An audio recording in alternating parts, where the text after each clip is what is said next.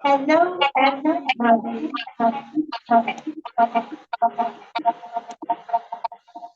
Can you hear me?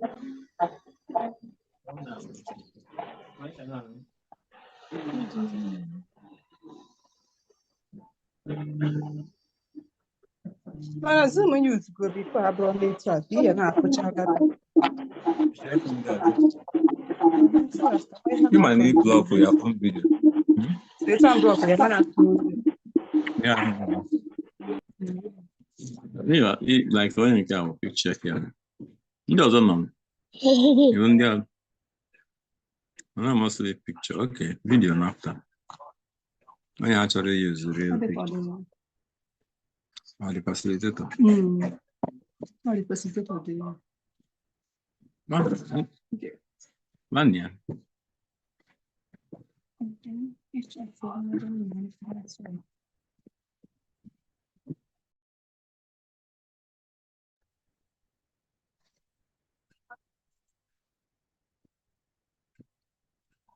Is the microphone?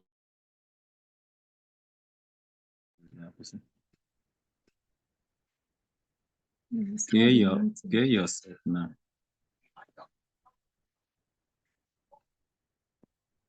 If you was the person who did this one, it was the main of woman. The Monday was there to answer.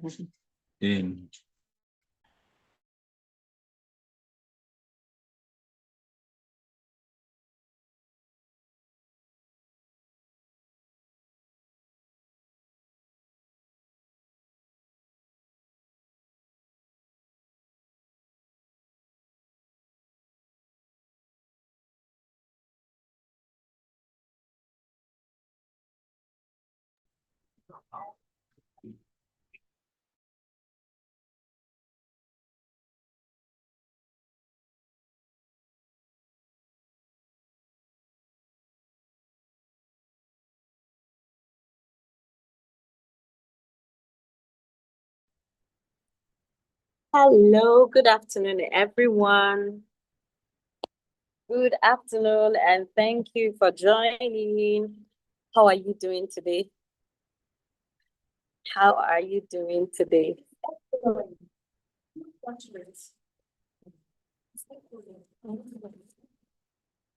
right, please, can you hear me?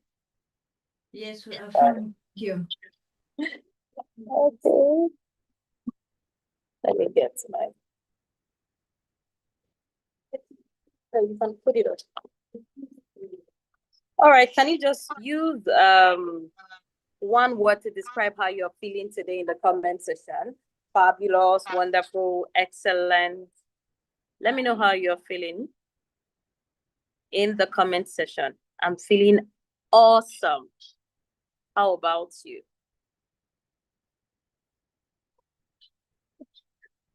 Where's my camera upside down? All right, good afternoon, Chidima. How are you feeling today? Let me know how you're feeling in the comment section. Wonderful. Thank you, Mojela. Thank you. I feel great, Chidima. Thank you. Guys, let's keep it coming. How are you feeling today? Great, excited and expectant. Beautiful. Oh yeah, now we can do better. Keep it coming, guys. I'm feeling enthusiastic. Oh yeah, King says stressed but excited. King, sorry about the stress, but I'm glad you're excited, right? Okay, so let's keep it coming. Let's keep it coming. Okay, Oluwakemi, I love this dance. Okay, guys, so good to have you. I don't know if you're as excited as I am, though, but I am, and I am very much expectant. Okay, to learn this 50 amazing skill. And I'm sure that there's just so much that we're all going to learn. So this, you can invite your friends, share the link, invite your friends, We'll send the YouTube link to where live YouTube. Invite your friends. Let's learn. Because when we learn together, we grow together. When we raise children that are better, our society gets better. So welcome to everybody. Yet it's just a few people that typed how they are feeling. Oh, guys, now let me see how you're feeling. We're about 37 here, and just a few people. Let's type how you are feeling. Happy and expectant. Thank you, Busi. Thank you. So guys, let's type how you are feeling. This is Saturday afternoon, and I'm feeling excited. I'm glad there are lots of people that are excited too. Good. All right, so welcome once again. In a few minutes, I'm going to be calling on our coach. All right, I can see Nene expectant and ready to learn. That's the spirit.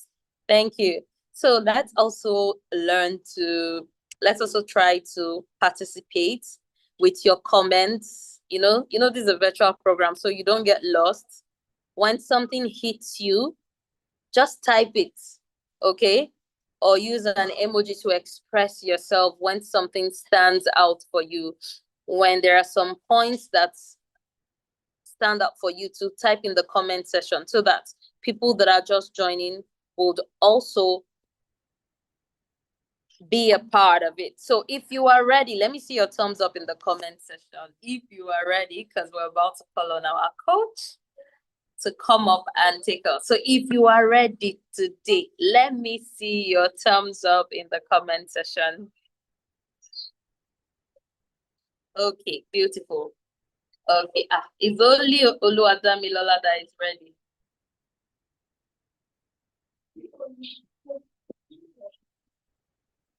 Okay.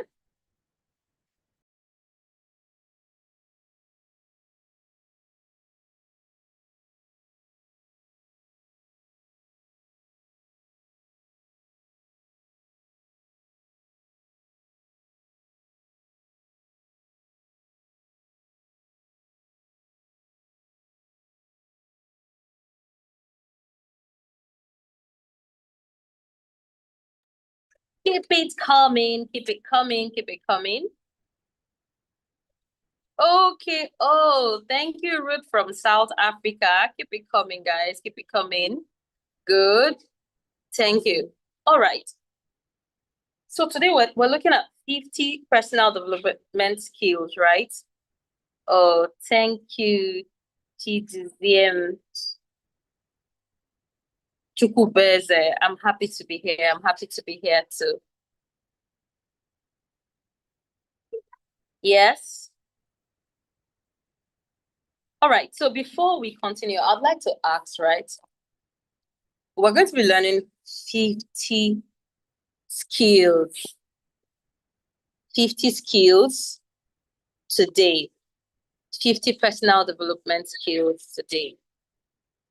So before we get exposed to these 50 skills, I would like to ask, can you mention one personal development skill that you feel that is very important? I hope you can hear me. Can you mention one personal development skill that you feel is important?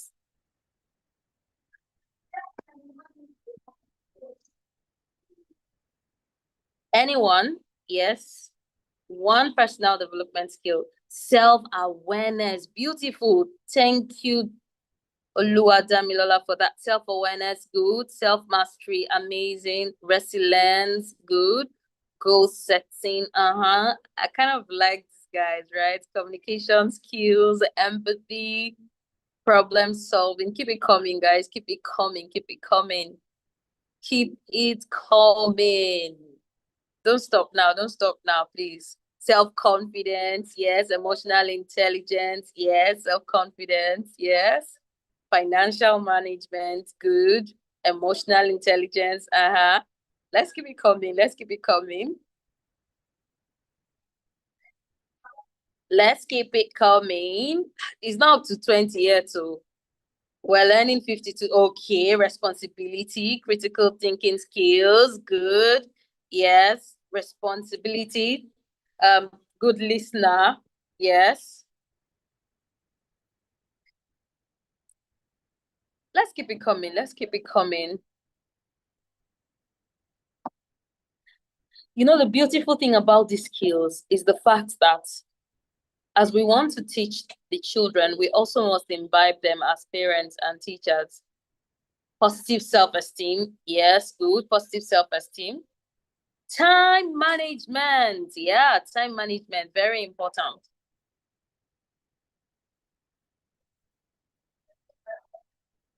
Which other one? Which other one can you remember?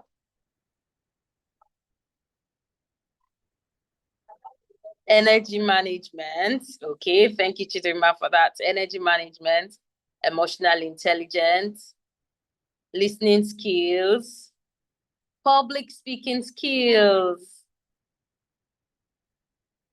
communication skills, teamwork skills.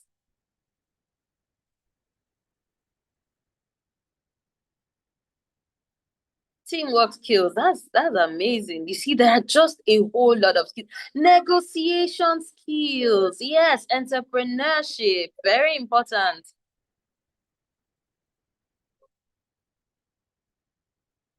Self-discipline, Omar, self-discipline.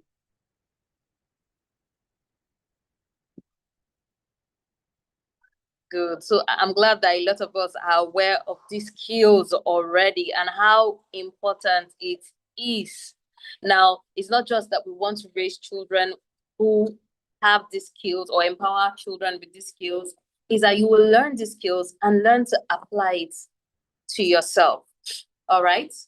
Okay. So I'm going to be yielding the mic to Coach Ogo Ogweli, who is going to be taking us on these 50 skills. So if you are excited to be here, please, I want you to use amazing emojis. Let's give her a warm welcome. Let me see your emojis. So if I don't see your emojis, she's not unmuting. Come on, let's celebrate Coach Ogo Ogweli with beautiful emoji. Guys, we're better than this now. Don't fall my hand. Let me see your emojis. I'm not seeing any emojis, so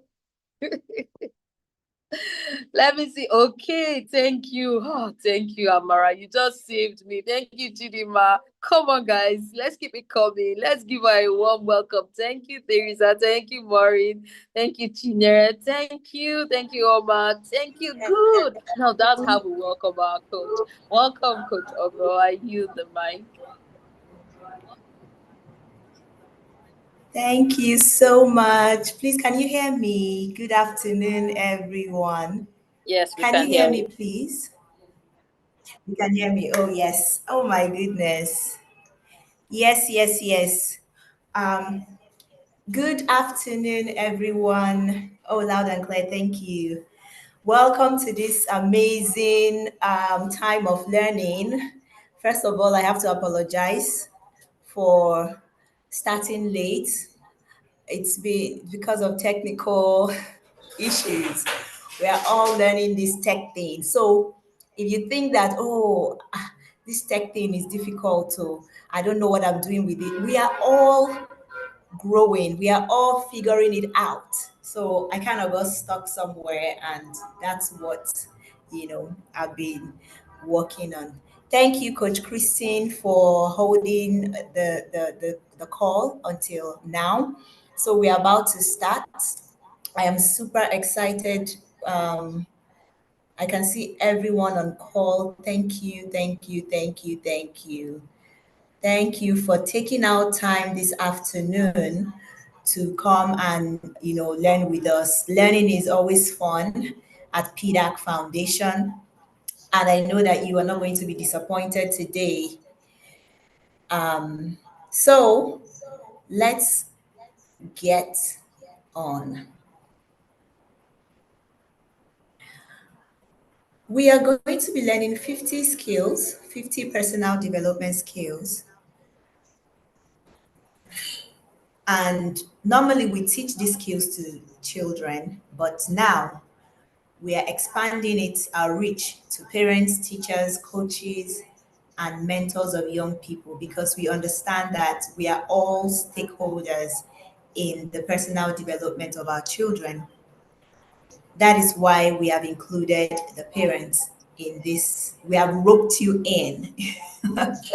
We have roped you into this training, and we just want to show you these 50 amazing skills. This is an introductory webinar. We're not going into any details. We're going to be sharing the skills, and then we'll share simple strategies that you can use to. Said I'm not yet very audible. Is it just one person or is it for everyone? Is it the same for everyone?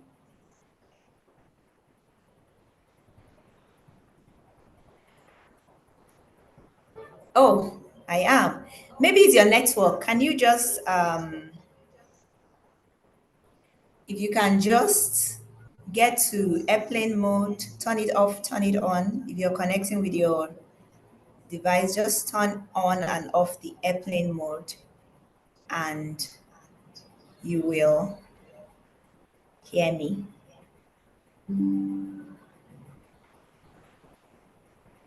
Thank you. You can hear me clearly. So I can see myself twice.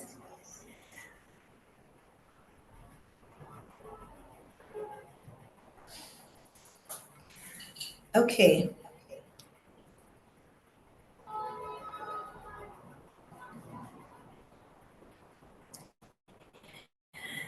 My screen has gone off again. I'll find it.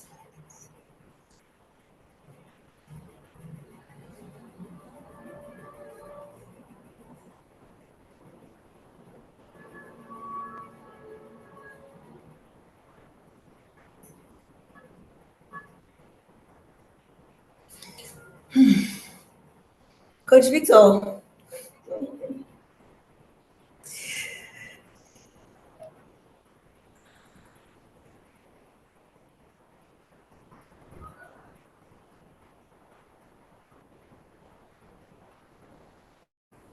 Thank you for sharing.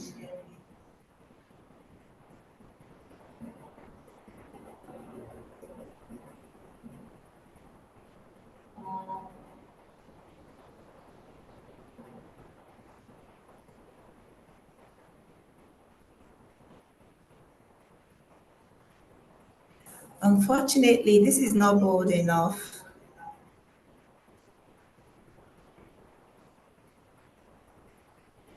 We are so sorry. Just bear with us for a few minutes. Trust me, this is going to be good when we finally start.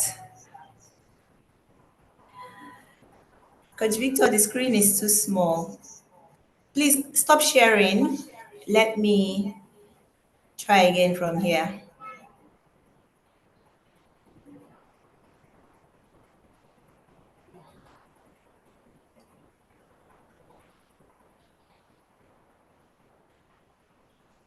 Oh, yes, I found it.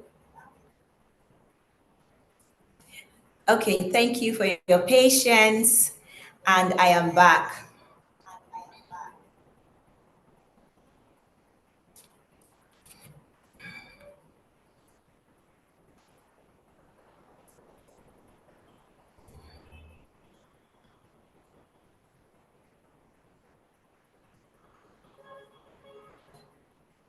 I'm sure you can now see my screen. Okay. Welcome, welcome. We have shared the introduction. So now we are on the objective. By the end of this lesson, we have objective that we're aiming at. The objective of this lesson, of this presentation, is to empower parents and teachers with practical knowledge and actionable strategies to foster key personal development skills in children. By the end of this session, you will be able to understand the basic definition and importance of a wide range of personal development skills, from self-confidence and emotional intelligence to critical thinking and resilience. You'll be able to identify simple, everyday strategies to effectively teach and reinforce these skills in children across different age groups. You'll be able to recognize real world examples of how these skills manifest in children's behavior and learning, making it easier for you to guide and support them. Our goal is to provide you with the tools to help children not only succeed academically, but also thrive emotionally, socially, and personally, preparing them to navigate life's challenges with confidence and capability. Most times, parents are so focused on academic performance of their children, which is amazing. But academic excellence and academic performance does not translate to personal development is a key part of it, but there is so much more. And it's important that we're able to learn these things so that we can guide our children. If we know these skills, it's easy for us to impart it in the children. It's the best way is actually to, begin to model, imbibe the skills, know them, understand them, practice them, imbibe them, and then begin to impart them. That is the best way. Because when you imbibe them, you act them subconsciously. And that's how the children will begin to see you work on it, and they'll want to be just like you because you're modeling it. Now,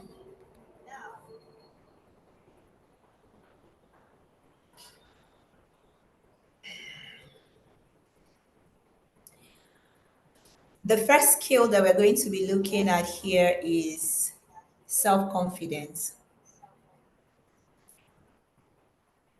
Self-confidence is the ability to trust in your ability, in one's ability, your own ability, the ability to trust in your ability, qualities, and judgment. It's important because it helps children to take on new challenges, learn from mistakes, and believe in their potential. It's crucial for their overall well-being. Have you ever met people that you know them, you know their skills, you know their intelligence, particularly those ones that are so intelligent, not all, but they are not able to express themselves. They have low self-confidence. They can't be able to speak or even, say the things that they know and express themselves. Self-confidence helps children to be able to, be confident enough to manifest those things, to showcase their awesomeness. So simple strategies that you can teach children, use to teach children this skill. Praise their hard work and persistence, even if they don't succeed immediately. You know, we, I think our generation, the millennials and the generations before us, maybe we are better, but the ones before us, our parents didn't really, help us with these self-confidence skills because it's like they only talk to you or correct you when you're wrong, but nobody praises you when you're right. And that is wrong. And most times we transfer the parenting that they gave us onto our children.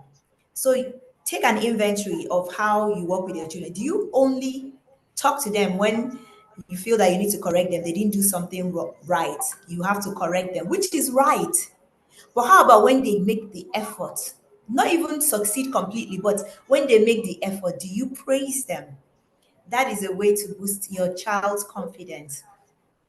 You praise their hard work and persistence, even if they don't succeed immediately. Praise effort. At least you see that they want to do something. You encourage them. It boosts their confidence to do more. So another way to help them is these are practical, everyday strategies that you can apply even from now.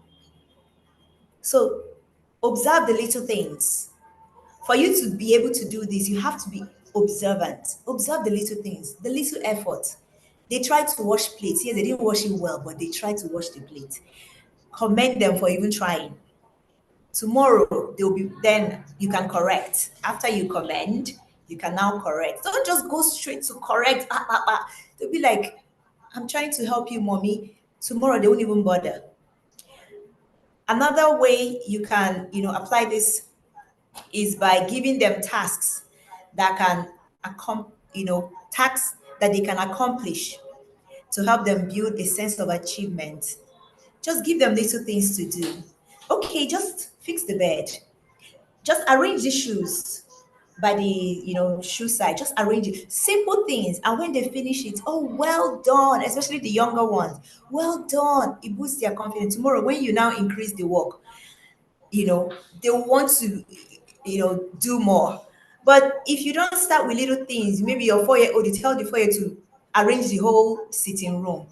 If they're not able to do it, they'll get tired. So let's start with little things. Arrange the throw pillows together. Just fix your bed. Little things, and then praise them. Another way is to allow them to make choices. Empowering them with choices builds their sense of autonomy and capability. You must not pick out the clothes that your child will wear every day to church. Can you allow them to pick out the clothes that they are going to wear to church tomorrow? Just allow them to pick out their clothes. It gives them a sense of confidence. Allow them to sort their things. When you finish the laundry, allow them to sort their things. Okay, where do you want to keep the underwears? Where do you want to keep the socks? Allow them to do these things. It helps to build confidence. But tomorrow, allow your children, allow that 6-year-old to pick out the dress and the shoe they want to wear to church.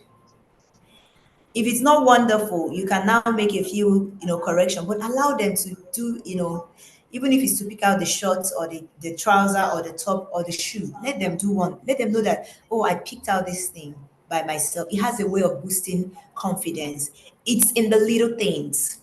The reason why we are growing children right now that are not confident to make choices is because we do everything for them. There are some children in SS3 writing WAEC, but they have no idea the course they're going to study. You are still going to come and sit them down and tell them, this is what you study. Because you have not allowed them to making choices growing up. So now, even if they say, I want to do something, they are not sure. They are so insecure. They don't know, they're not confident enough to make right decisions. We can begin now to build those skills. So the next skill is emotional intelligence. I'm going to be, running fast because there's no way we can cover all of these 50 in the limited time that we have. But don't worry, we have free resources that we're going to share with you that you can, see all of these skills and, revise them with your children as well. Emotional intelligence is the ability to understand and manage one's own emotions, as well as understand and influence the emotions of others.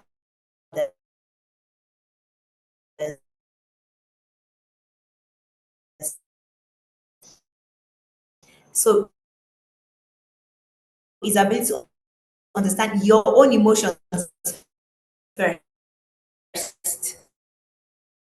You understand and manage your own emotions and influence.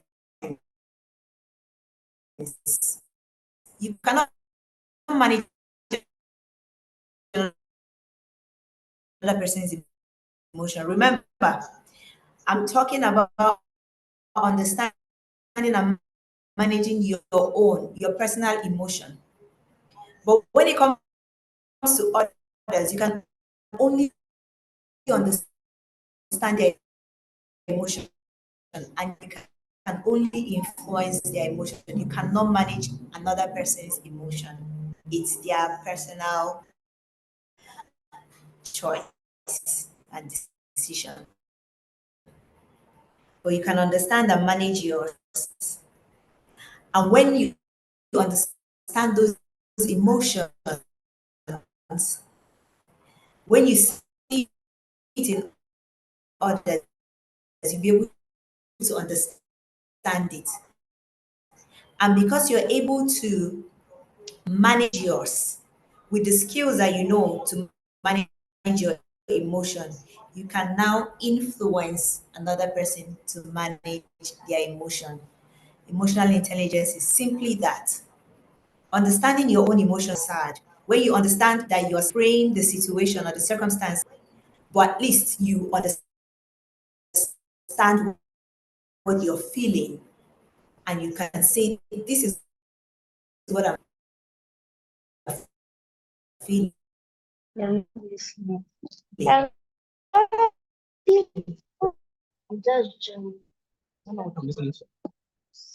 Hello, people. And this is why I am feeling this way. Another example I usually give, all the time is work, you give children chores to do, like you get into the house and nothing was done. Emotions that you're feeling at that moment. Because understand what you're feeling at that particular stress from the traffic, the work and traffic, from all the exhaustion of do their work. Or are you disappointed? Or are you disgusted by the sight that you to identify what you're feeling and then ask yourself why you're feeling it.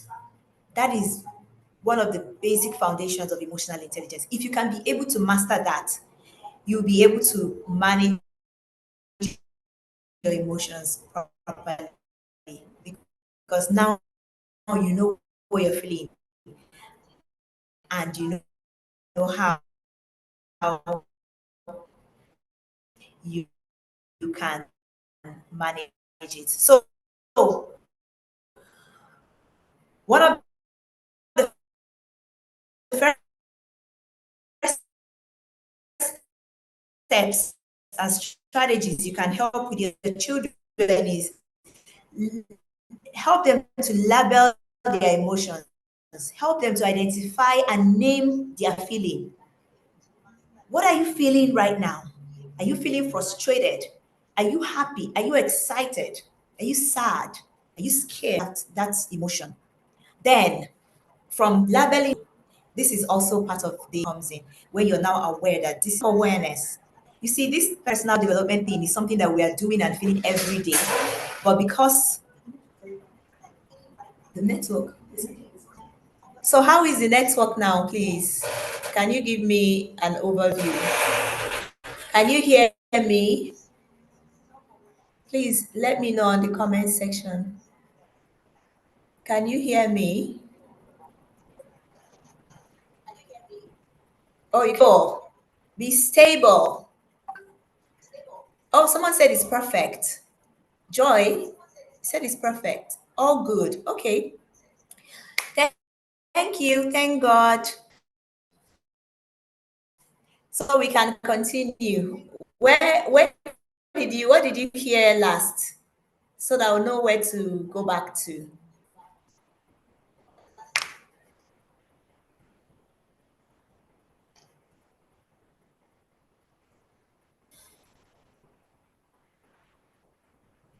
Okay, label emotions. Thank you. So you have to label your emotions. You identify what you're feeling, name the emotion, and then you go a step further to find out why you're feeling that way. It's all part of self-awareness. Another strategy is to show them how they can manage their own emotions constructively.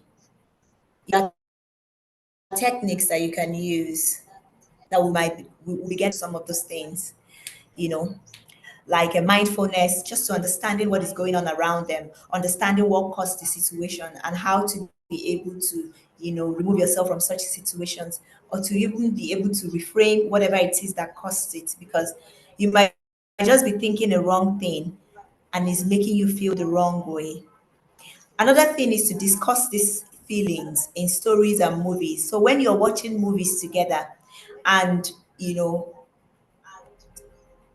watch a scene, maybe someone is crying or someone is angry or you can pause and have a discussion. Do you know what is going on here? Like, what emotion is this person feeling? Then you can have a conversation on it. Why did this person suddenly start feeling that way? You can have a conversation about it.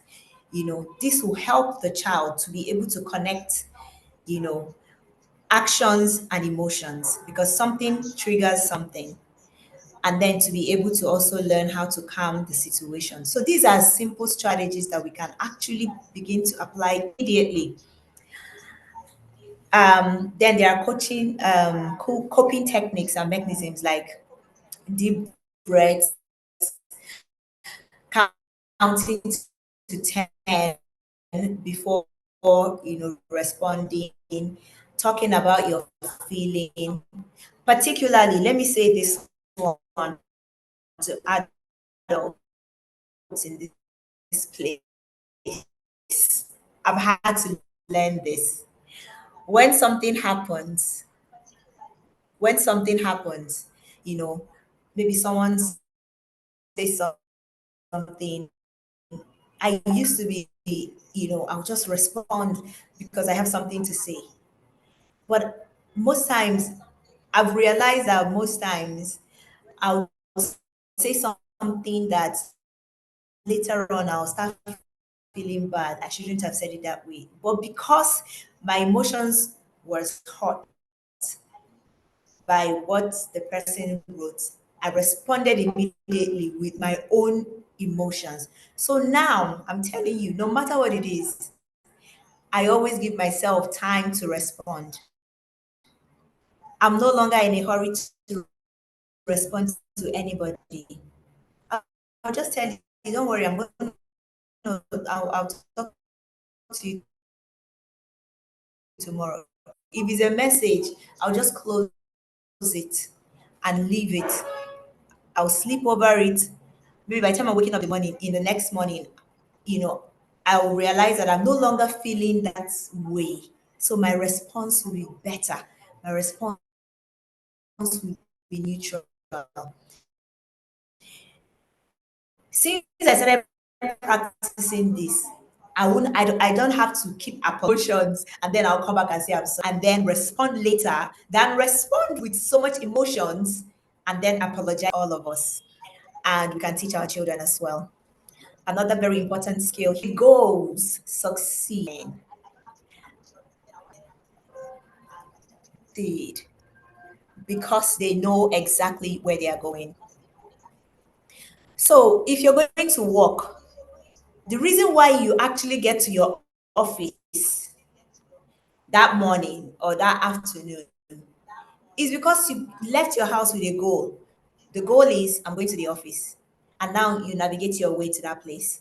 If you just step out of your house with no goal, no direction, you don't know where you're going, where will you end up? You won't even know when you have reached the place because there is no goal. That's the danger of not having goals.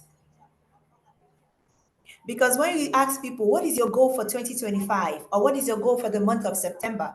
Or what is your goal for this week? They'll tell you, I don't have any goal. If you don't have any goal, you're just like that person that stepped out of their house and they're just walking. Where are you going? That's a question to ponder about.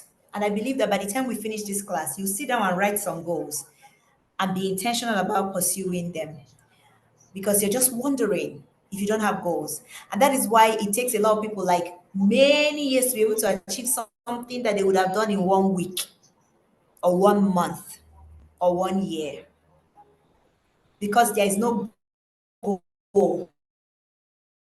And when there is no goal, there's no focus. When there's no focus, there's no dedication, there's no achievement, there's no success.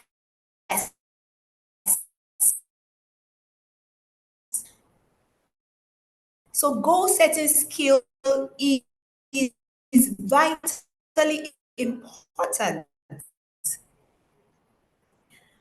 People with goals succeed by Earl Nightingale. Goal setting is the process of identifying something you want to achieve and establishing a plan to achieve it. It teaches children focus, discipline, perseverance, and the satisfaction to work towards something meaningful that you can use to teach the children is help clean the room, read a book. If they're already in like grade 1 and up, you can sit down together and set some academic goals for their math, English, because they're already in school, so they need to start setting academic goals.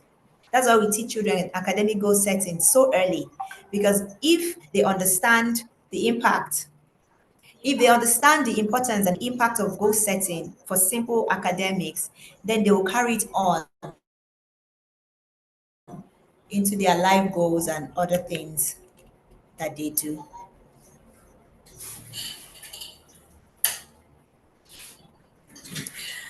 Another simple way that you can help your children is to show them how to divide a larger goal into smaller manageable goals. Because if the goal is too big, you will not be able to achieve it. If your goal is to climb up to the 4th floor, you have to break that 4th floor down into smaller steps. You have to take one step at a time. So those steps that you have to take, step 1, 2, 3, 4, 5, get to the 1st floor. Step 3, 4, 5, 6, 7, 8, get to the 2nd floor. Take several steps again, get to the 3rd floor and then to the 4th floor. Those are the smaller manageable goals, because you cannot take one big leap from the ground floor to the 4th floor. So that is another reason why a lot of people do not achieve their goals, because they have this big goal and they are waiting for the big goal to magically appear, or for them to take one big leap and get to the 10th floor. It doesn't happen that way, because you're going to remain on that 1st floor without making daily, simple, small steps towards the big goal. So teach children how to take smaller steps, manageable steps towards the big goal. For example, if your child wants to be a doctor, your child is 10 years old right now, being a doctor will still take about 20 years, another 20 years for the child to be like, a full-blown doctor. The smaller goals is the focus on the academics at this moment, engaging with things that, exposes the child to those medical things, exposing movies about, the area of medicine, just all those simple things. You start with cartoons and then you build. You finish your primary school, you get into secondary school, you maintain your academic excellence. You're taking steps towards that big goal of becoming a doctor. If you don't take those steps, you will never be a doctor. It will only be in the dreamland. It will not manifest in the physical. Another way to help your children is to encourage them to imagine achieving goals. This is where visualization comes in, and you can actually use the tool called vision board. Put the picture of a doctor there, put the different steps: primary school, secondary school, JAMB, university, different things that you need to do, different steps that you need to take before getting to that place of being a doctor. Letting the child know that this is a long-term goal. To break this goal down into smaller, manageable steps, short-term goal and next step goal. Without them, you can't reach your long-term goal. So celebrate milestones, acknowledge your progress along the way. So there are other scenarios, but I'm going to jump it because of time. Please let me know so far, how has it been? Has it been impactful? We've not even touched anything, but so far the skills that we've talked about, I want to know in the comment section. If you're following, let me know, how has it been? Are you being inspired? Are the steps and strategies that we're sharing important? Oh, thank you, very interesting. And thank you. So we are learning, and you see, they are easy. Are they easy to apply? Are they rocket science? Highly sorry. Thank you. Amazing. Okay, so let's continue. Resilience. A lot of people do not consider this skill. Resilience is a powerful skill. This is basically the ability to bounce back from adversity, setbacks, and difficult experiences. I would say that Nigerians are very resilient people, because So many things have hit us in the past 8 years. So many wasbos. Blow will come like this. Then we'll adjust ourselves. Another one will come. But we just keep moving. We just keep moving. Nigerians are resilient people, you know, ability to bounce back from setback. You have to be resilient to not succumb to suicide. People that commit suicide, people that give up, throw in the towel, they lack the resilience skill because they see no way that they can recover. Feel like this is the end. It's finished. There's nothing that can happen here, you know? But resilience is that skill, and it's just like a muscle. You need to keep practicing it to get better. It helps children to cope with challenges, learn from failures, and adapt to change without becoming overwhelmed. In this time, this internet age where people can go to just going to social media and scrolling like this can depress you. You think that your life is you think that your life is the worst. That is the fault that our children are living in. Without the ability to be resilient, depression, that's why there is high rate of depression among young people now, because they feel like their world is coming to an end. There is this funny post that I saw. I sent it to my sister. I don't know, somebody posted it. He said, this is like a LinkedIn profile.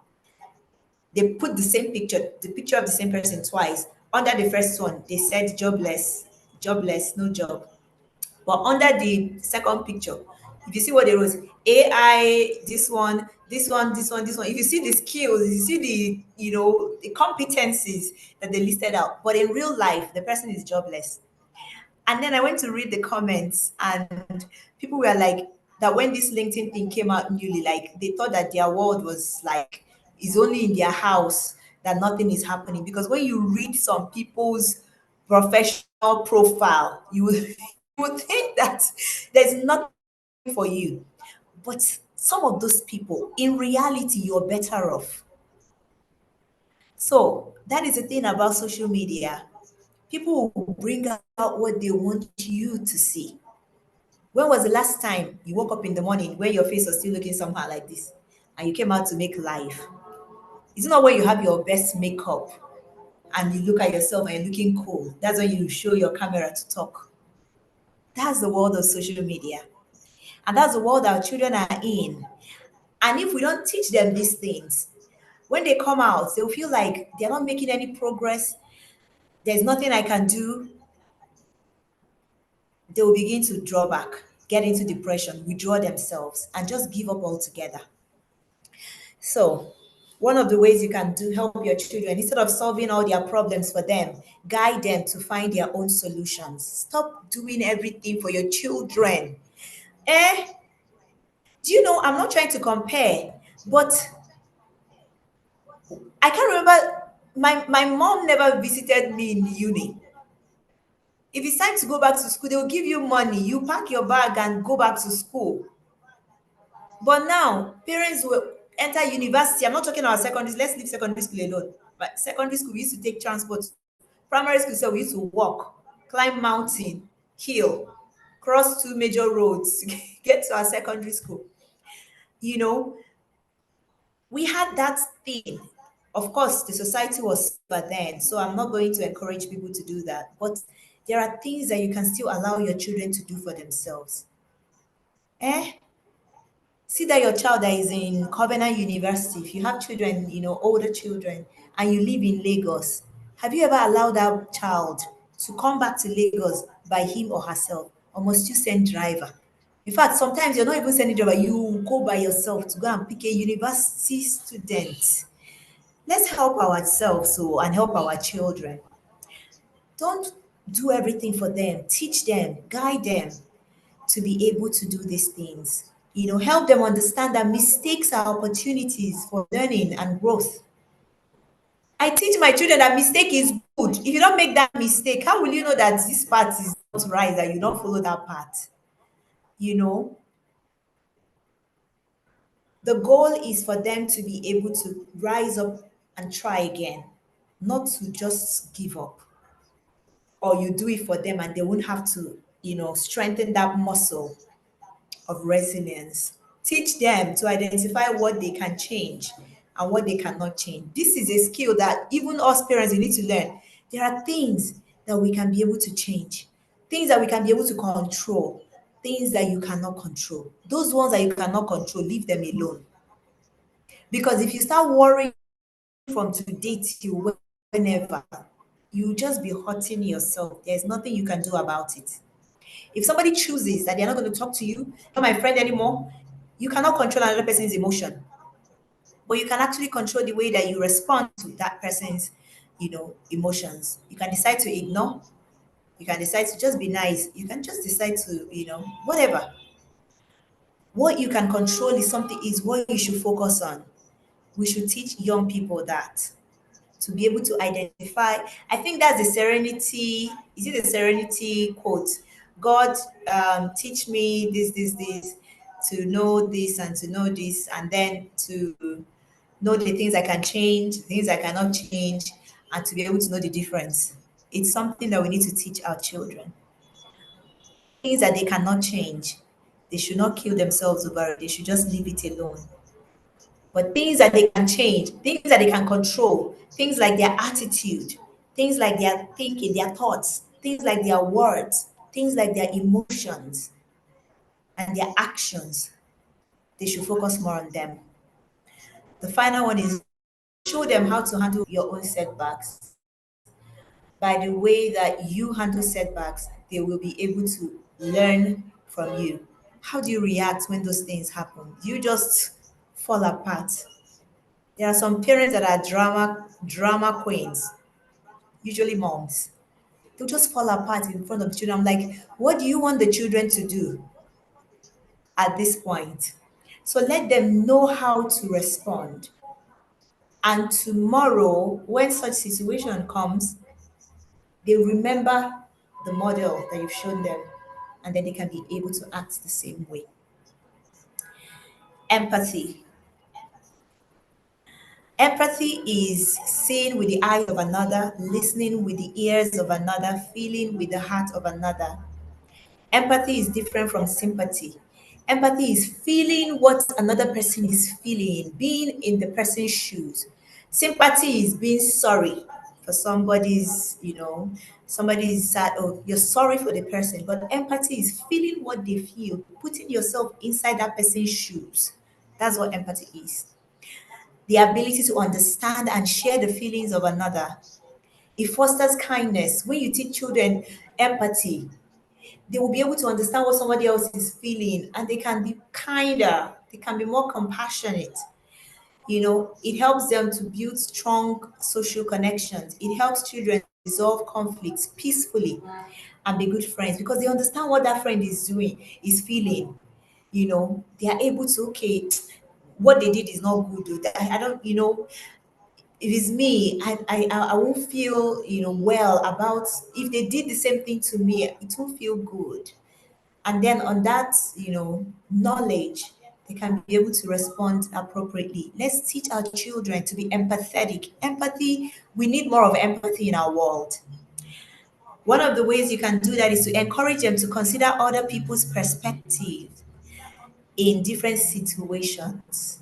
What do you think that person's perspective is? Maybe something happened. You can let them take turns talking about different perspectives. In that way, when things happen, they will know to think about perspective. Discuss the emotions of characters and why they might feel that way. All of this, empathy is also part of emotional intelligence. Provide opportunities to engage in acts of service. In that way, they are actually putting themselves in that place to be of help to others. Show compassion and understanding towards others. That is you as a parent. You show compassion and understanding. And when they find themselves in the same situation, they know exactly how to respond. Example, a child sees another child crying because they fell down. As a teacher or a parent, You can say, look, that child is crying. How do you think they feel right now? What could we do to help them feel better? Would you like to? Are you okay? Use be a teaching parent. Let everything that happens around you be something that you can use to teach your children. Simple things, difficult things. Use it to teach your children. It could be their sibling. We can start practicing empathy. If your child is not empathetic, you already know because they are exhibiting their lack of empathy on their siblings. Maybe their sibling crying, something happened. It could even be the way that you respond to their cry. That's how they will model. There was a time I used to, because it's transferred aggression. When you're frustrated, you transfer the thing to them. I'll just find myself, I'll just yelling at my children when they were younger like this, when they were really small, they're older now. Just be yelling at them, because me, I'm frustrated. Do you know what to take care of 5 children? It's not easy. Sometimes I'm tired, frustrated. Just leave me alone. And then so the first one, the oldest, my son, the way he used to scold the sibling, I did not like it. And I'll try to correct, stop uh,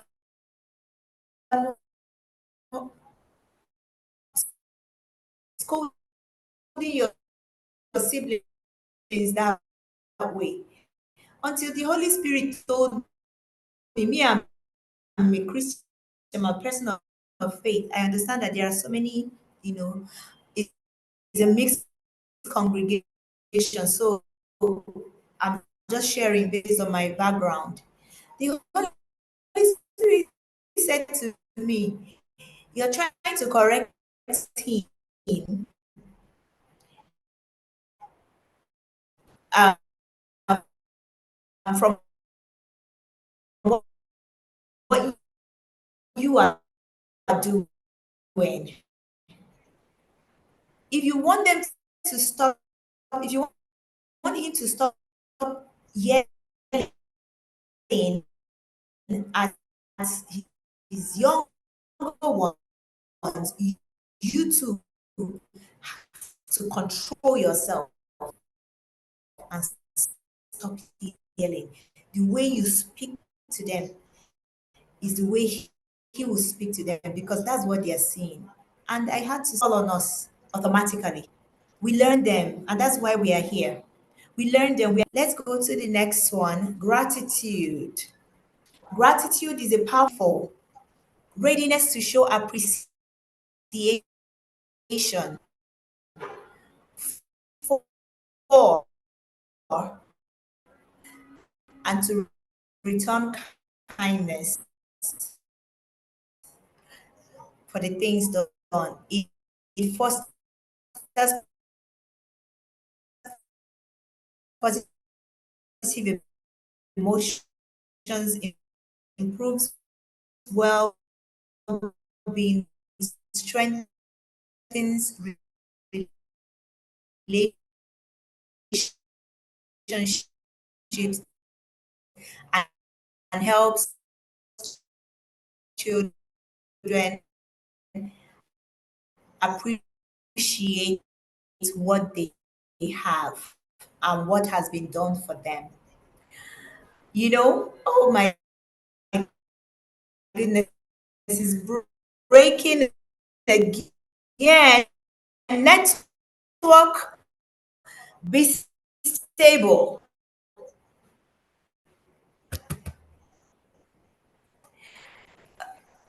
Okay,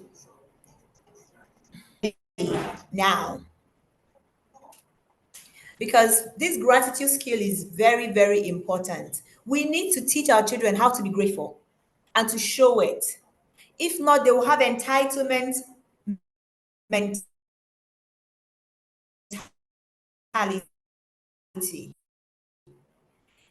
Even the food they eat in the house, they should be taught how to say thank you.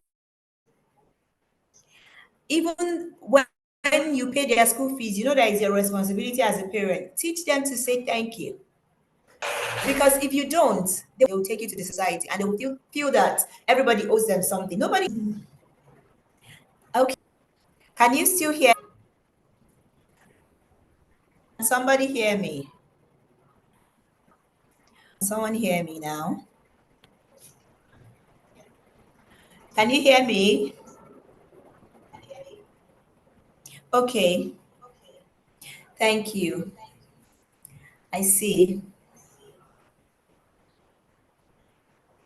So let me resume my sharing again. Okay. So we're on gratitude. Maybe you can also check on YouTube. Who knows whether YouTube is better? Because we're streaming on YouTube too.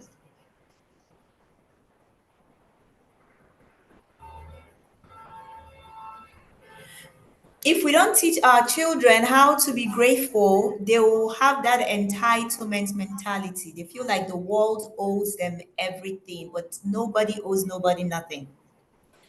Sometimes we have to tell the children the hard truth because we're living in a hard world. They need to learn it from the house before they go out and then they are hit by it. I tell my children, nobody's owing you anything. You eat, you say thank you. If they do nice things for you, say thank you. Don't just say, you just, act like somebody's owing you. It's not nice. And the thank you, the gratitude is with a cheerful heart, like with so much appreciation and excitement. Encourage them to name one or two things that they are grateful for each day. Nature, there are so many beautiful things. you know Before we sleep, we always pray our gratitude or thank you prayer. Just thanking God for little things. Thank you for I can move my hand. Thank you I can eat. Thank you I can go to the restroom. Do you know there are people that cannot go to the restroom? Thank you for the food we eat. Thank you for the water. Thank you for the air we breathe. Like, we just take time naming these things every day, thanking God for everything, for our family, our loved ones, for the bed that we lie down on. Simple things. We need to be intentionally grateful and teach our children how to, express gratitude. So have them express appreciation to others, not just to others. Teach your children to express appreciation to you and your husband if you're watching, and your wife, to their parents. Encourage them to write thank you, even if it's not every week or every day that they're doing it. When is your birthday? Or your husband's, their daddy's birthday, their mommy's birthday. Yeah, they might not be able to afford to buy cakes now, they're not working, but they can make paper card. They can write you a thank you note. I started teaching my children these things, and most of these birthdays, when they share the card that they've made for me, it's always amazing. I have a collection of them. These are little things. Thank you, mommy, for all you do for us, for the food that you cook for us. Thank you. God bless you. God continue to increase you. Just simple things. Teach your children to appreciate you. If you don't teach them to appreciate you, they will not. Now, let me say something. The reason why some people feel like, oh, when you go to church, you'll be giving offering, you're giving tithes, sowing seed, but they don't give to their parents, is because they taught them to sow seed and give in church. But the parents did not teach their children to give in the house. So you better be praying that your children will go to churches where they encourage them to give to their parents. If not, they will not give you, and you're wondering why. You did not teach them. So these are hard truths that we need to start teaching our children intentionally. Let them know how to show appreciation for good things. When they see good things, they should be able to appreciate it. There was this day I dressed up, I was going. I know I was looking very good. Then I came downstairs to the sitting room where all of them were sitting. And they were all looking with their eyes, mouth and eyes wide open. And of course, I knew they were admiring me. So I turned to them, I said, "Is mommy looking fine?" All of them said together, "Yes." I said, "Then say so. Say, mommy, you're looking good." Teach them how to give compliments. as an honest compliment, not the one that you know that somebody is not looking fine and you're just telling the person that's not good. So be intentional about teaching, your children these things. It's not going to fall on them. Now, a simple example is if a child is complaining about a tiny rain, maybe it's raining, so you can tell them that, okay, it's raining, you can't play outside, but the rain helps the plants to grow. It helps the water, air clean, and because when there is a lot of dust in the air, once it rains, it clears it up. So these are little things to be grateful for instead of focusing on the negative. Don't worry, you get some of our studies webinar that you can strategies. But particularly, this is where we build the foundation. So the ability to fully accept one's perceived flaws and imperfection. It promotes self-esteem, it reduces anxiety, and it helps children to develop a healthy relationship with themselves rather than seeking external validation. Just accepting yourself for who you are, how you are, like the way God made you. This Bible verse that says you are fearfully and wonderfully made by God. However it is, you feel like your nose is big, accept your nose the way it is and be grateful and happy for it. Love yourself. People do not love themselves. Of course, we see that from the rate of cosmetic surgeries. Need it by all means. Go ahead.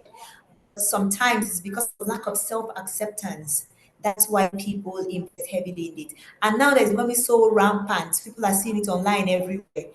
If you don't teach your children how to accept themselves for who they can go and sell their eggs just to go and do BBL. They'll find something to sell. Some children even go into some young adults, they go into prostitution just to raise money to buy hair or do things like that because they don't accept the way they look, what they have, and all of those things. Self-acceptance will help them because when their self-esteem is healthy, it reduces anxiety.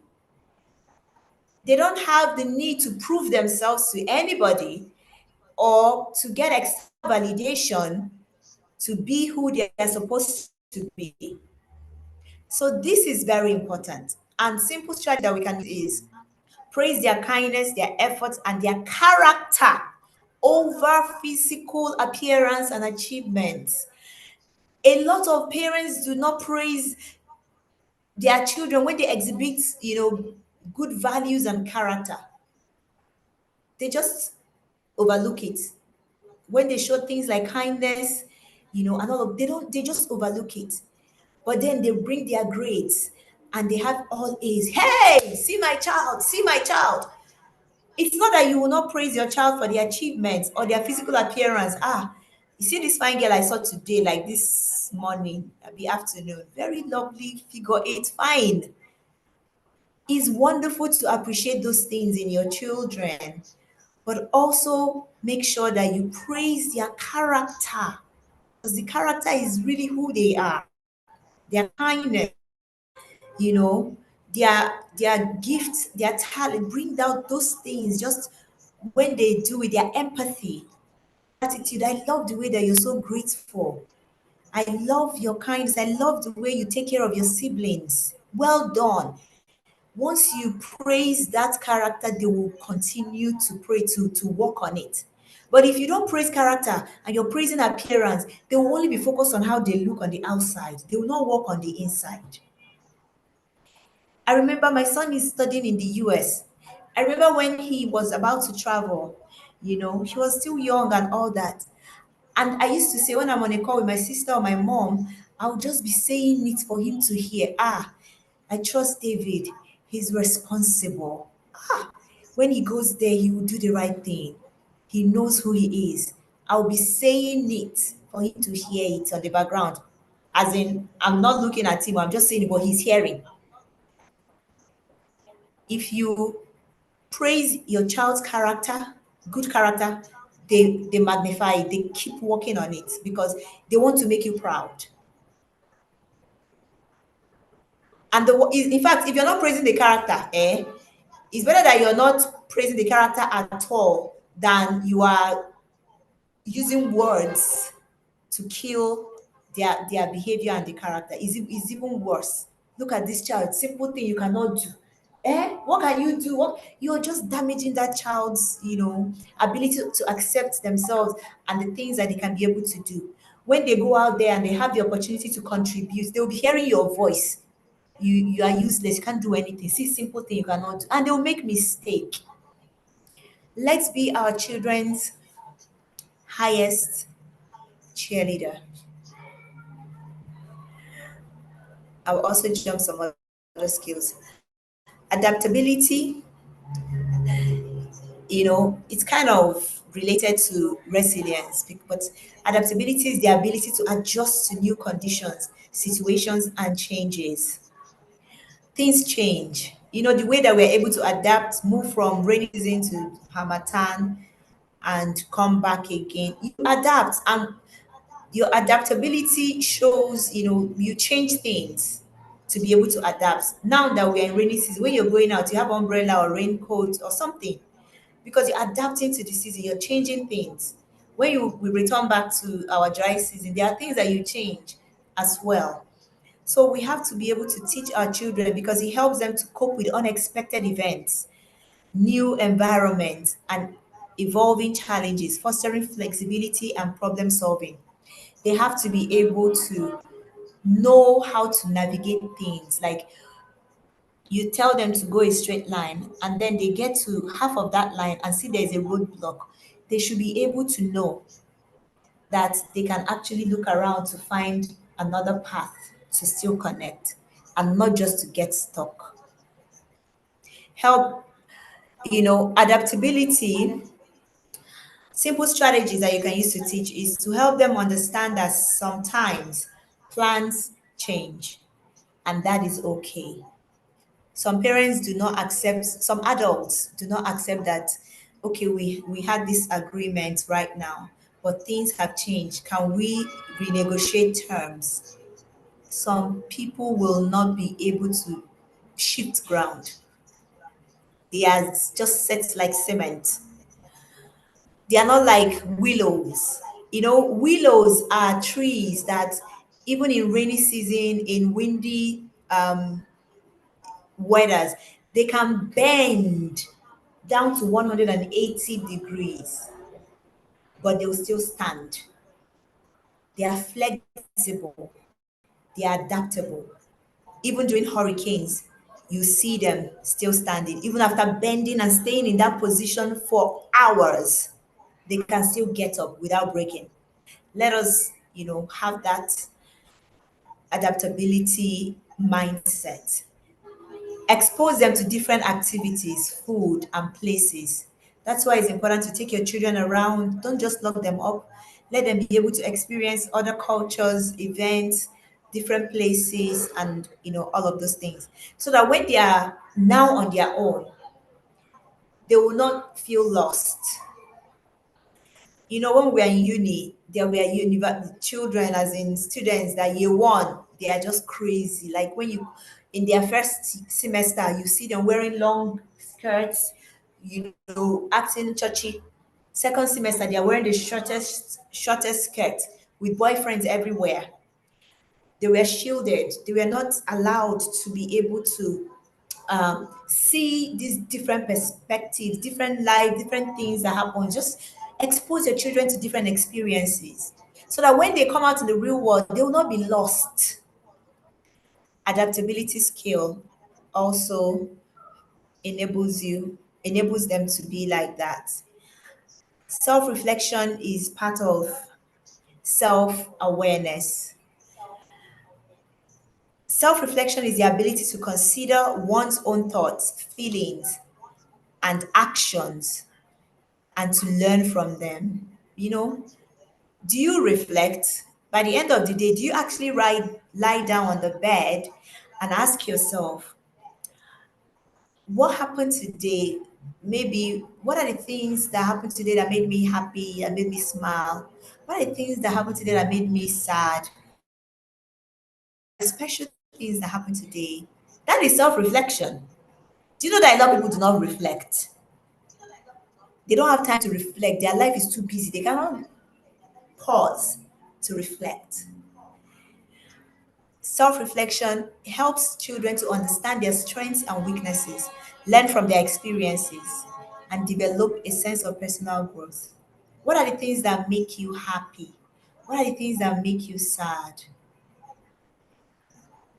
Yes, you can ask that kind of question. How was I kind today? You know, reflect on those things. And if you feel like you were not, you see, now you know that you were not. You are now aware, self awareness, and you can now decide to do better tomorrow. That's the benefit of self awareness, self reflection, and these things that we're talking about. And when we talk about personal growth, you see, by the time you make up your mind to do better and then you actually do better, you have grown. That is personal growth. So, journaling is also something that can help you. Do you write down your thoughts and your feelings? It's very wonderful to journal. It's a practice and a habit, a good habit that everyone should have. Encourage your children to record their thoughts, their feelings, and all of, and keep those things private. Don't go and expose it, and then you now go and read their diary, what they wrote, and now you go and discuss with daddy. You now discuss with friends, and now everybody's calling your child out. Hey, see what this child wrote to. See this. When you read those, when you have the privilege, I'm using the word privilege, to read through their diary and see things that you do not really agree with, that is for you to begin to, counsel them in that direction without letting them know that you read anything. You wisdom, please. That is also for you to start adapting and changing. I remember my daughter when she was 11. She's so hands-on. She loves to cook. She's very hands. She's this kind of person that before you wake up, she has already made food to bring to you in bed. She's so hands-on. She's like this, my other children's second mommy. You know, she takes care of them. The few, weeks that she was with us before she traveled abroad to continue her studies, my children did not, as in, not just that they didn't go late to school, they were usually the first people to appear in school because she would wake them up early, give them a bath. As in, she was so wonderful. And I was taking advantage until one day I read her diary and she wrote something that she has not told me anything though. I was just enjoying, oh, thank you, Father, for giving me this child that can do everything. She just wrote, doing work in this house. I feel like the house help in the house. My mouth open. I had to advise myself. And I said, changing.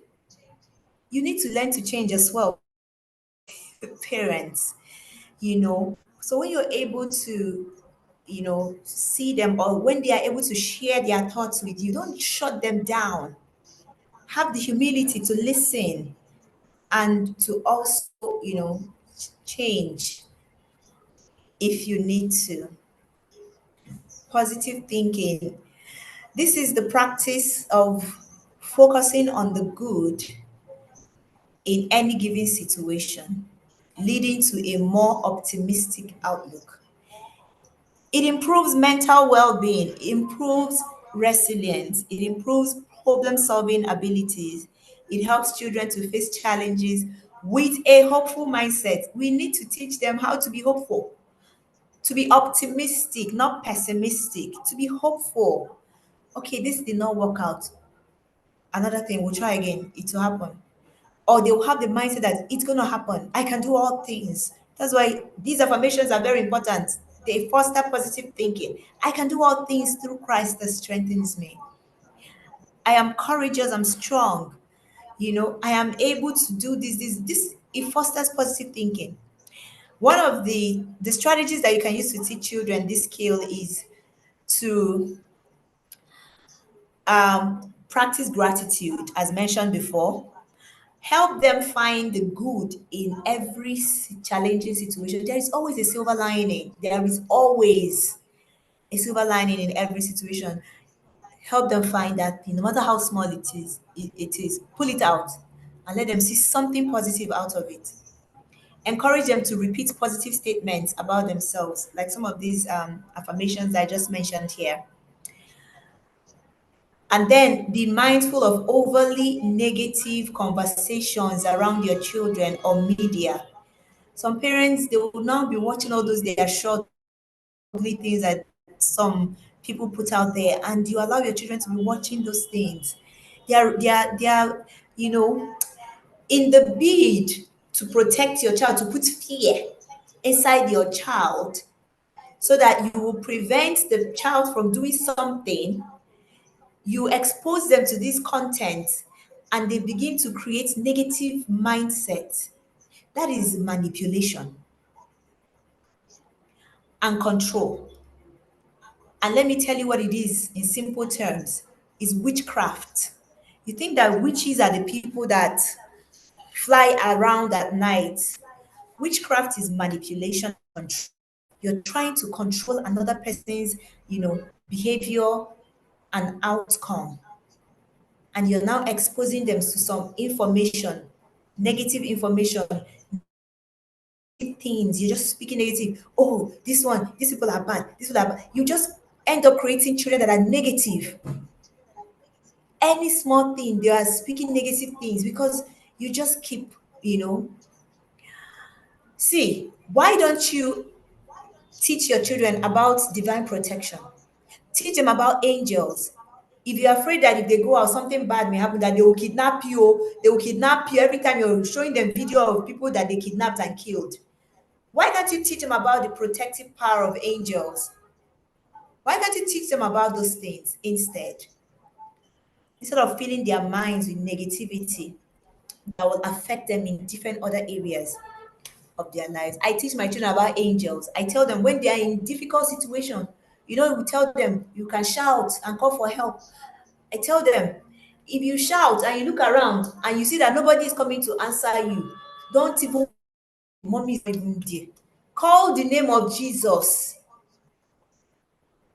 that he'll come and answer you and save you. Because there are angels there waiting on your word, waiting on your faith-filled words. These are the things that I teach my children, unashamedly. I don't expose them to those contents online. So I'm going to skip some of these other ones. Conflict resolution is so important because we are living with human beings and we will not always agree. Conflict resolution is the process by which two or more parties engage in a disagreement, find a peaceful solution to that disagreement. It's normal to have conflicts, even in relationships, even in marriage, even as you're parenting your children. It's normal for you and your child to have conflict. What it means is for both of you to disagree on something. They will not always agree with you, and you will not always agree with them either. But when that happens, how do you resolve it? Do you start beating the child and condemning the child? That's bullying. It helps children to navigate discouragement constructively, to express their needs respectfully, and to build stronger relationships. One of the different ways that you can, simple strategies is to teach them to express their feelings without blaming. Hell, have you heard some adults talking about their feelings? You did this, you made me this, you did this on you. Can you express? I felt really hurt by the words that you said, and by the way that you presented. Just express your feeling without blaming. Is a skill. We need to learn it and we need to teach it to children, especially when they have conflicts, among themselves. They have, siblings. When they talk about sibling rivalry and all of those things, you need conflict resolution skills to be able to teach them how to resolve their skills. If you don't do it, they will grow and, they will end up being apart. I don't know what sibling rivalry is. It's now that they started teaching it. I'm like, so there are siblings that will just be fighting like that. We do not fight in my house. We are all at peace even till now. I can call anybody, we'll talk and agree as in. So I don't know how that sibling rivalry thing, enters people's homes. But if it's in your house or whether it's there or it's not, conflict resolution skills can help your child be able to, navigate those things. Emphasize hearing the other person's side. Don't just take one side, even as you as a parent. Hear the two sides of the story before you side with your beloved, favorite child, or before you side with the baby. Sometimes the babies are the ones that are wrong and needs to be corrected. So emphasize hearing the other person's side of the story. Help them to come up with multiple ways to solve a problem. Explain the idea of meeting halfway. In conflict resolution, you have to have a middle ground. You cannot stand gidiba and say the other person must. You must learn to, come and meet halfway, have a middle ground. Bend a little so that the other person will bend a little so that you can be able to work together. So let's move on. Courage. Courage is not the absence of fear, but the triumph over it. Nelson Mandela. Courage is the ability to do something that frightens you bravely. You're afraid though, but you're doing it. See, when we also had this our presentation thing, I know that there are so many people here that, to do this webinar, to call people to do the webinar, they are so afraid they can't do it. I was so afraid when I started as well. I was so afraid, but I did it afraid. And if you keep practicing, you become, better and better. Now I'm not afraid to make presentations because I know that you cannot bite me from that place that you're in. You will not come and bite me or slap me. If I'm on the stage, you will not come and drag me down. I know it now. Before I did not know it. What was I even afraid of? I don't know. You question, what are you afraid of? Why haven't you hosted that webinar? Why haven't you published that book? What are you afraid of? Okay, so if you feel like I'm looking there and it's looking weird, I have a camera there and I think I have another one here. So I don't even know the one I'm looking at, but wherever you are, I'm talking to you. Courage is the ability to do something that frightens you, but you're still doing it bravely. It helps children to step outside their comfort zone, to try new things, to stand up for what is right, and to overcome fears. So support them in trying something new that is a little challenging. Example, trying a new food, talking to a new person. Actually takes courage for some children to speak up and just go meet people and introduce themselves and talk. But when you keep doing that, you practice and you get better. Validate their feelings of nervousness or fear. Let them know that it's okay, it's normal. It's normal to be nervous or to even be afraid, but still do it. Somebody feels attacked. Okay, that's a good thing. It's a good thing. At least you're not feeling offended or so it's a good thing. So validate their feeling of let them know that it's normal. See, I wasn't one of the best students in my class in my academics. I wasn't. And I tell them when they come back with results are not so wonderful, maybe the younger ones, I'll tell them, me, I did not win awards like that too. But you can do it. Those people are not far better than you. And you can push yourself. If someone else can score higher scores, that means it's available, it's possible, it's attainable. You can do it. So I'm not one of those parents that will tell you that I was first. I wasn't. But I can actually teach you how to be first by teaching you goal setting skills, encouraging you, being your highest cheerleader, and encouraging you even in your failure. That's my job as a parent. So let's say that a child is scared to try a new slide at the playground. It's okay to feel a little scared, but I know that you're brave. That's a conversation that you're having with you. It's okay to be afraid of this thing, but you can do it. How about we try just, the bottom part first, and then you can hold my hand and let's do it together. Let's do it together. We can do it. Or your child is afraid of swimming, afraid of water.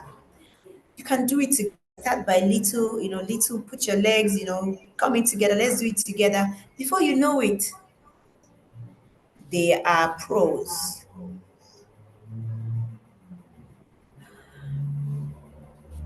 Patience. I love this skill because I added it here intentionally.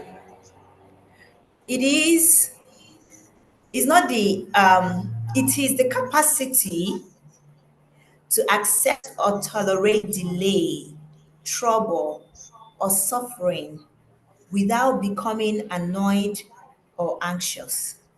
I love this quote by Joyce Meyer. She said, patience is not simply the ability to wait, it's how we behave while we wait. You remember those times that you're doing school run, you're already outside in the car. How are you waiting? Are you frustrated waiting, pressing horn, shouting, come out, come out? You're not being patient at all.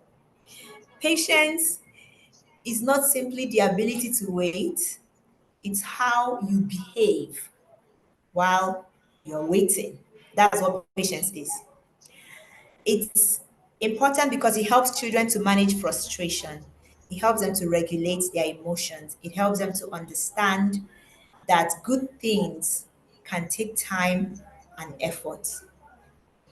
You know, also teach them seed time and harvest as well. Because when you plant a seed, you don't begin to reap the harvest the next day. You have to be patient and allow it to grow, and then you'll be enjoying the fruit of it. So you can practice patience by playing games. Play games that involve taking turns or waiting for a signal. It's the lack of patience that make people not able to queue in lines, even in the bank or anywhere. They want to maneuver. They are not patient. That's lack of patience in manifestation. There's no patient skill. So if you don't teach your child, it's difficult for them to wait to take turns. Even now, when you have multiple children like I do, and they want to all tell you something at the same time, you should use that opportunity to practice patience. You can say, okay, wait, let's praise talk. And then that one wants to add talk while praise talk. I say, wait, it's not your turn. Wait for praise. And then praise will finish talking. You listen while you're waiting. Praise will finish talking. It's okay. It's now gifted's turn. Dan, wait. And you see him wanting just wait. You keep practicing that until they know that they have to wait their turn to speak. And if they want to speak, nobody will listen to them because they have to wait. It's not their turn.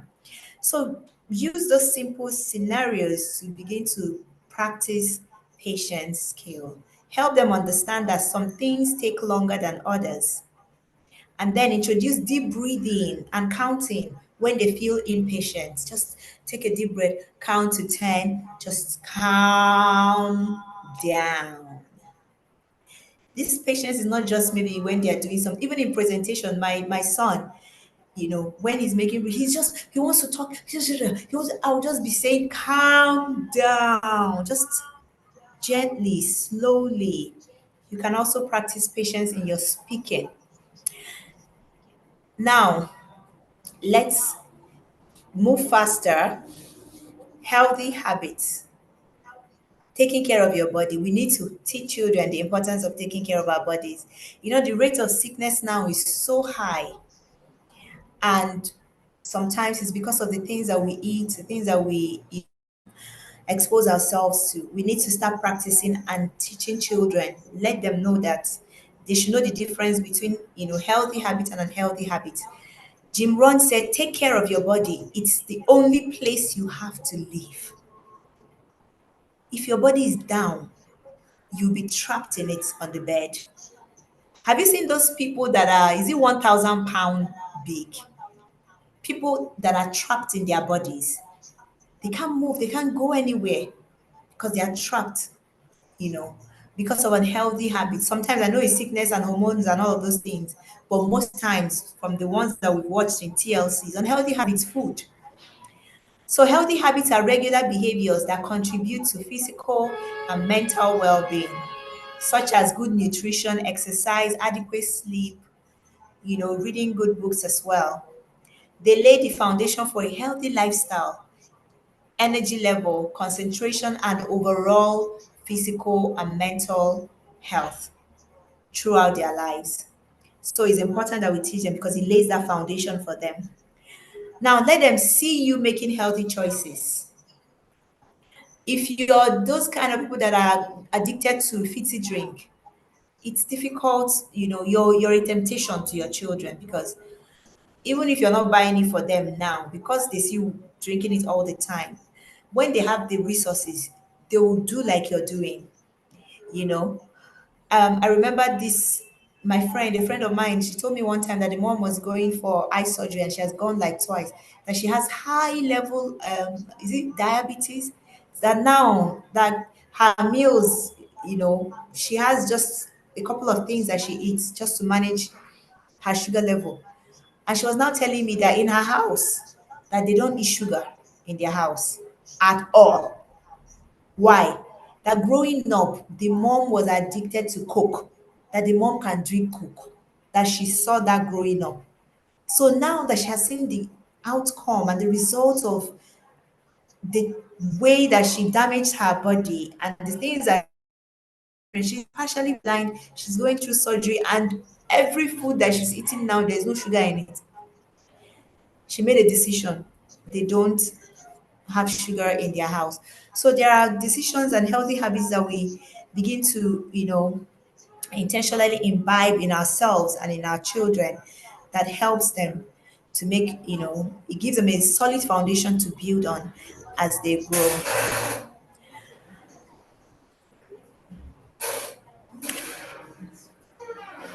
Critical thinking. This is so important because um, critical thinking is the objective analysis and evaluation of information in order to form a judgment. It helps children to evaluate information, solve problems logically, make informed decisions, and develop independent. I'll say it again because this is very important. Why it's important for children, why critical thinking, teaching them this skill is important. It helps children to evaluate information. That means it's not everything that they see that they consume. Do you know that there are some adults, anything they read on social media, they believe it without critically thinking about it? There are things that you read, you know that this is not true. Like, how did this happen? Like, have you thought about it logically? Who said this? Where did this information come from? And all of those things. Once they see it there, they will run with it. Take off. It helps children to evaluate information, solve problems logically, make informed decisions. Informed decision means that they've done research, where they develop independent thoughts. This is what happened. I'm going to stick with this. And it doesn't have to be the common, encourage them to go beyond surface level and see this happen. How did this happen? Encourage them to make research. There are some questions that my children will come up with. Oh, mommy, this is, they'll just want me to give them like a yes or no answer, just to give them the answer. I'll tell them, go and look for it online, go and search for it, and go and find out about it. Don't just base your information based on what somebody said. It could be from a biased opinion or just logical fallacies. So help them to analyze similarities and differences between things, like help them to compare and contrast. This is how to also build critical thinking skills. So the first one is Ask why and how. So ask why and how, even when and what questions. Those are the things that will help them to think. Then compare and contrast. Distinguish between facts from opinions. You know, there are people that share their opinions freely, but they are not facts. So help them to distinguish between them. Discuss what is proven versus what someone believes. You can also play the detective games, like encourage them to look for cues and make deductions. So there are several ways that we can do that. Like I said, this is like an introductory, learning. Pick this topic now. Go to your chat GPT and type critical thinking. Teach me critical thinking in simple terms. You see information pouring out. We all have access to internet. We all have access to AI, Meta AI. If you don't have money to pay for ChatGPT, the paid one, Meta AI is free. Google Gemini is free. You can download them and put on your phone. Even if you don't want to download, you can go to your WhatsApp. If you're using normal WhatsApp, that's round thing that you see there that you see Meta. Type your question there. Answers will come out. Or you go to Google, you see Gemini there. Type your question there. Teach me critical thinking in simple terms. Questions begin to, as in lessons, begin to come out. So, but a simple scenario example that we're going to give here: a child hears a claim on a commercial that a toy will make them fly. That's a claim. So that commercial says the toy will make you fly. Do you think that is really true? How could we find out? What questions could we ask about it? So now you're getting that child to start thinking critically.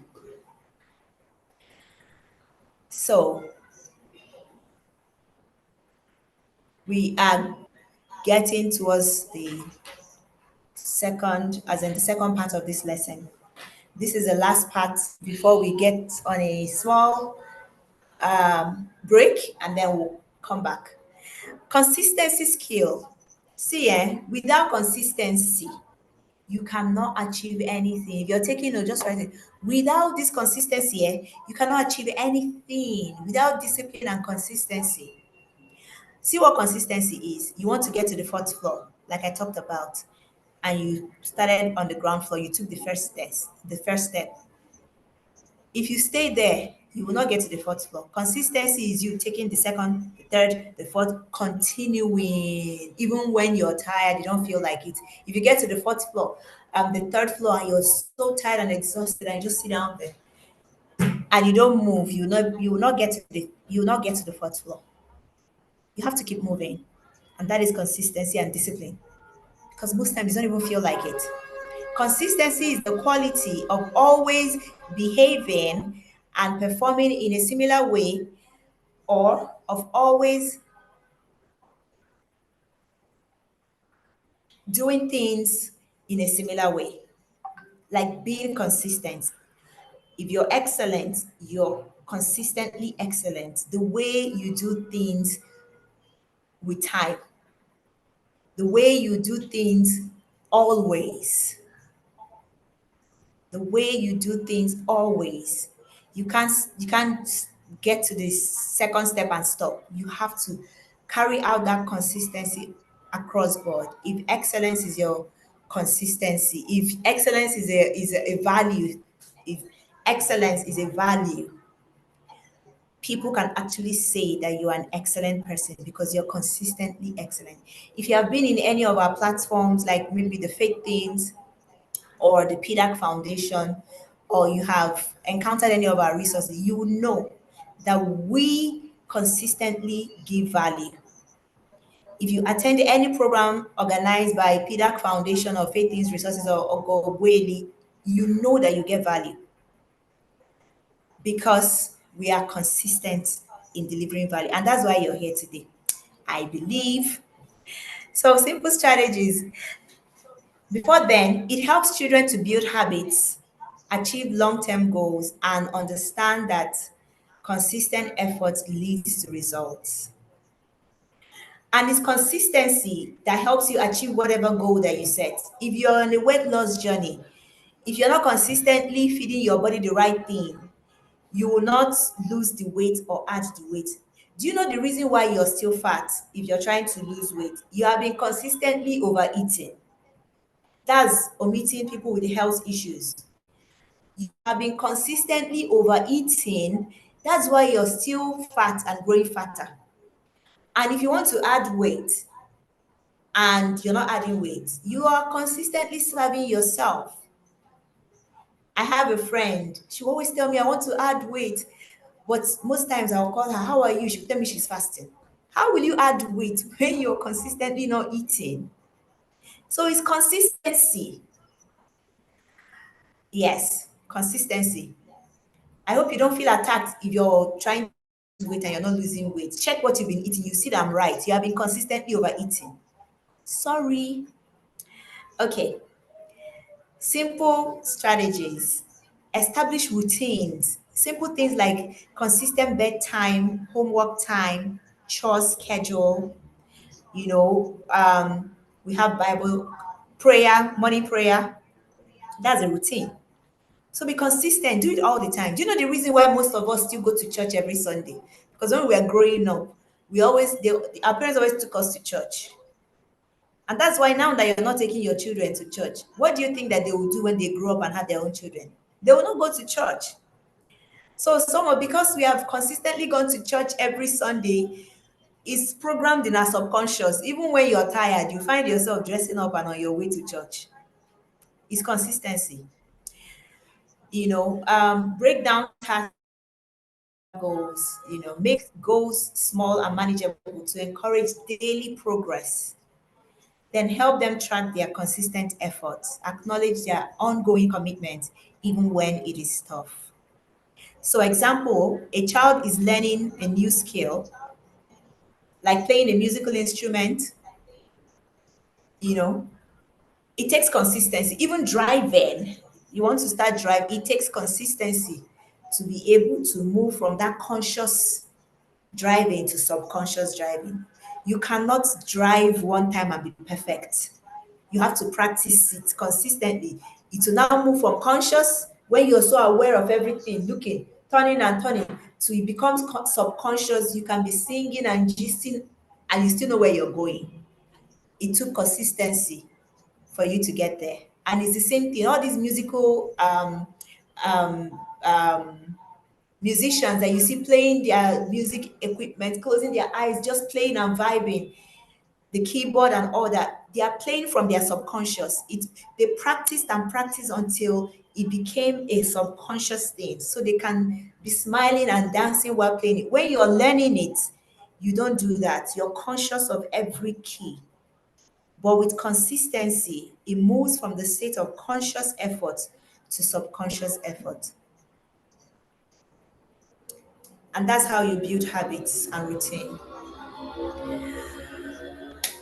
Yay! Congratulations to us. We have finally finished the first half. The first half, and even in the first half, we didn't finish everything because we are jumping some in order to go fast. We still have 20 more skills to go. But before we continue, I just want you to take some time and stretch. And while you're stretching, I want to talk about the Personal Development Accelerator Program, Cohort 2. Thank you, Busi. Said the program is great. Thank you. It's always our commitment to add value. So this Personal Development Accelerator Program is for teachers, is for parents, mentors, and coaches aspiring. You don't have to, if you are, fine. If you want to, impact young people, but you don't know how to start, this is a good place to start. Um, this program will help you transform your impact and your income. Do you know, I'm still a stay-home mom. But I have built a coaching organization and I'm building a brand, just teaching you things like this from the house. Oh, just that today I'm at the office though, because we have a transformation center. But I'm always at home working. But I had to come to the office for this program. That's why I'm here. What I'm trying to say is that I started like you, if you're a stay-home mom, or if you even have a 9 to 5 and you have passion to impact young people and you don't know where to start, this is a great place to start, because the wonderful thing about personal development is that you're also learning while you're teaching. I have learned so much. When I wrote the emotional intelligence series, one of our book series, I did not know anything about emotional intelligence. But people were talking about emotion, and I knew that it was important. I needed to learn and I needed to teach my children. So I went to read materials I could find on emotional intelligence. And guess what? By the time I finished my research, I have so much knowledge, I'm practicing it, and I'm now able to share. That is one wonderful thing about personal development. So this program will help you transform your impact and your income. You can earn from it. I'm earning a lot of money coaching people, you know. So become a skilled personal development trainer, gain the knowledge, the strategies, and the resources to nurture confident, responsible, and self-aware young individuals. So the first cohort, this is a special cohort. The first cohort was just 4 weeks. We touched on only four topics. But this cohort is 8 weeks, 2 months, and we're going to be exploring 16. So you have access to 16 curriculums, and not just the curriculums. The way we make our curriculums, we have the curriculum, we have the workbook, and then we have the presentation slide for every topic to make it easy for you to begin to teach immediately. So we have done the work for you. We have created the program, we have created the resource. All you need to do is pay us your money, just transfer the money into PDAC Foundation account, join the WhatsApp group.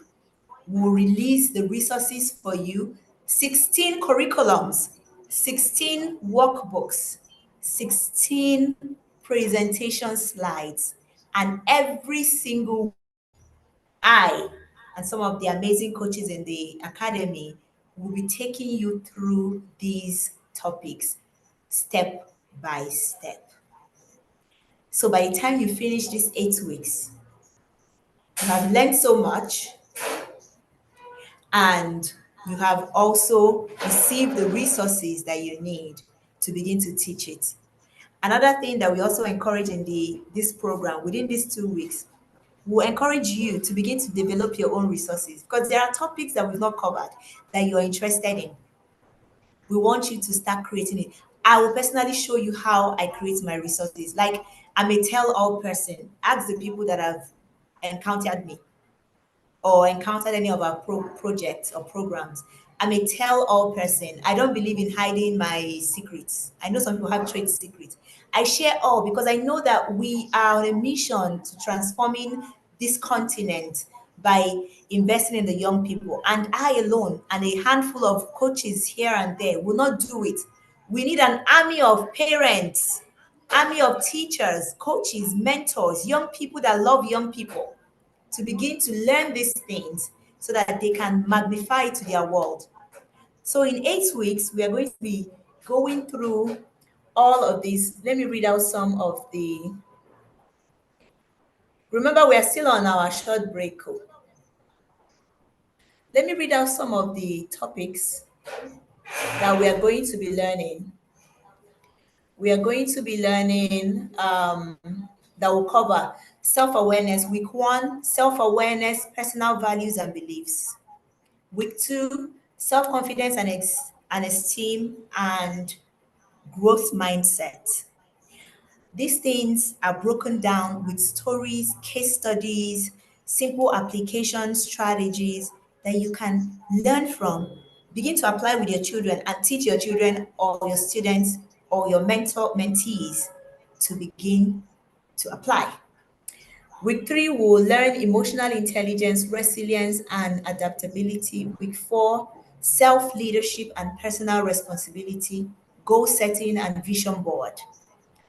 Week 5, executive functions and atomic habits and routines.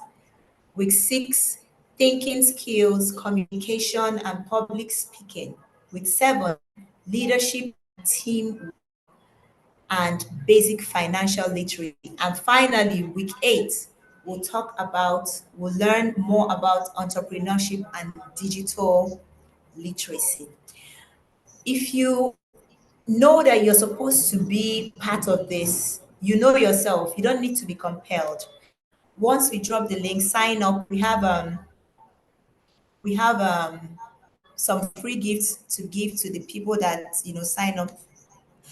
The fast action gift. We will give you access to all the curriculums. We have 50 skills. All of these 50 skills, we've written books on all the 50, and each book has I don't know, Coach Christine, can you help me with one of those books? Each book has 10 stories and a case study to teach young people that particular skill.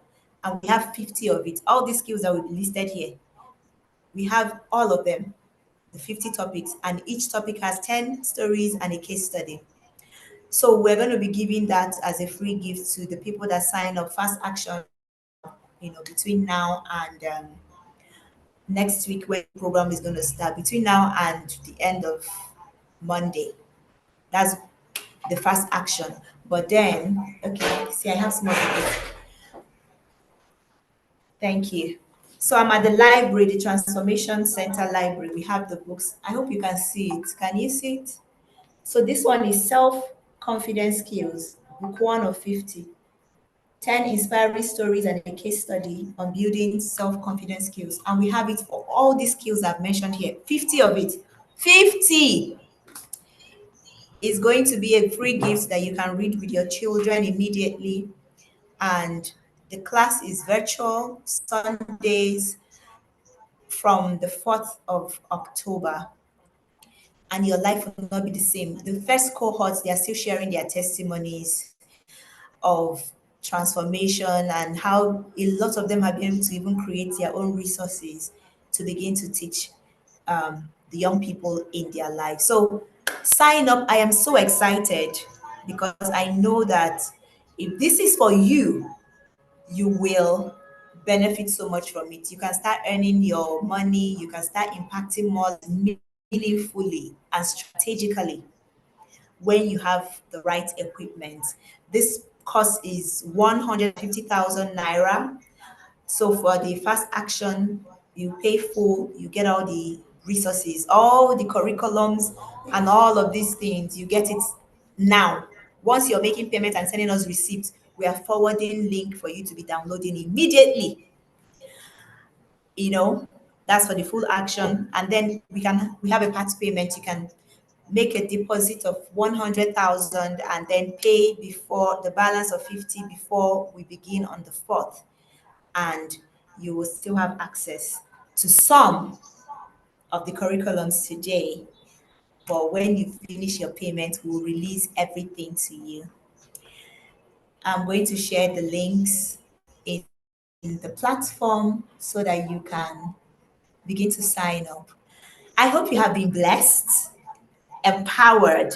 To be blessed means to be empowered to succeed.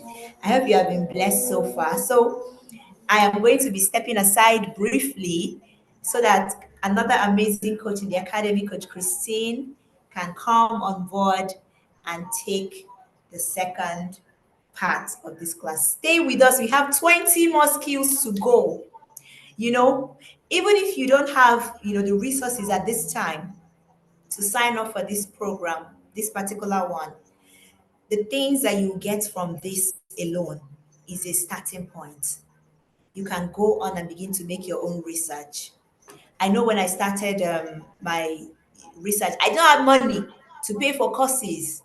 So I would go and do my own research. And as I'm doing my research, I'm learning, I'm teaching what I know, I'm making little money, and I'm able to pay for the courses and, grow. It made my growth to be somewhat slow, like climbing stairs. But now that I have money to pay for courses, I see my growth like using elevator. The speed is high because there is one course you pay for just sitting down for 1 hour. You have moved from 20 to 150. Like that growth is exponential, the things that you learn from them. So if you know that this is for you, then make it happen. You will not regret it. Now, let me step aside and just know that whatever you pay us, you will always get more value. That's a promise we have. We actually do money back guaranteed, but nobody has ever come to us to say, give me back my money. In fact, they come and say, thank you, you overshared, you overgave. And that will be your testimony too. So welcome Coach Christine as she continues from the next skill, mindfulness.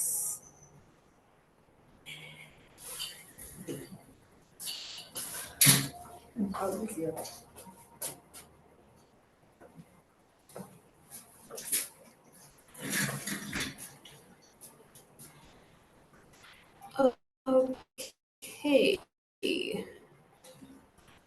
All right. Okay, how has it been?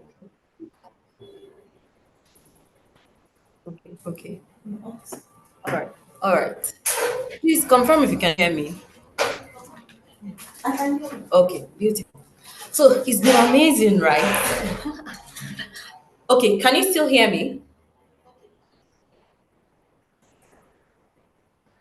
Okay, yes. Thank you, Coach Ogo. It's absolutely amazing, right?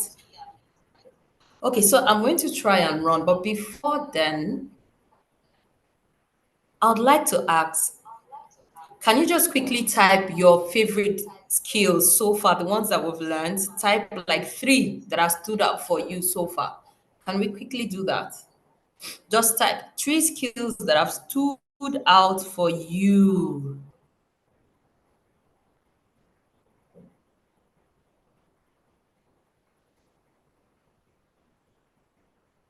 Okay. Yeah, put the problem in. Are we doing that? Resilience, courage, okay.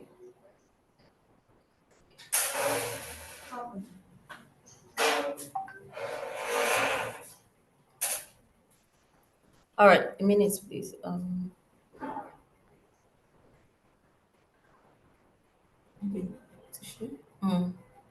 No, continue sharing. I want to get to mindfulness.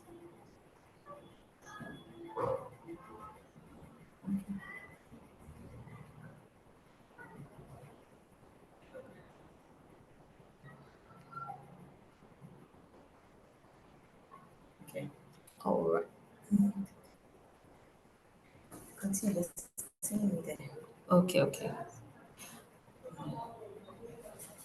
Go ahead. All right, so we can see that there's just been amazing skills. And I'm sure that some of us, some stray bullets have hit us in some places.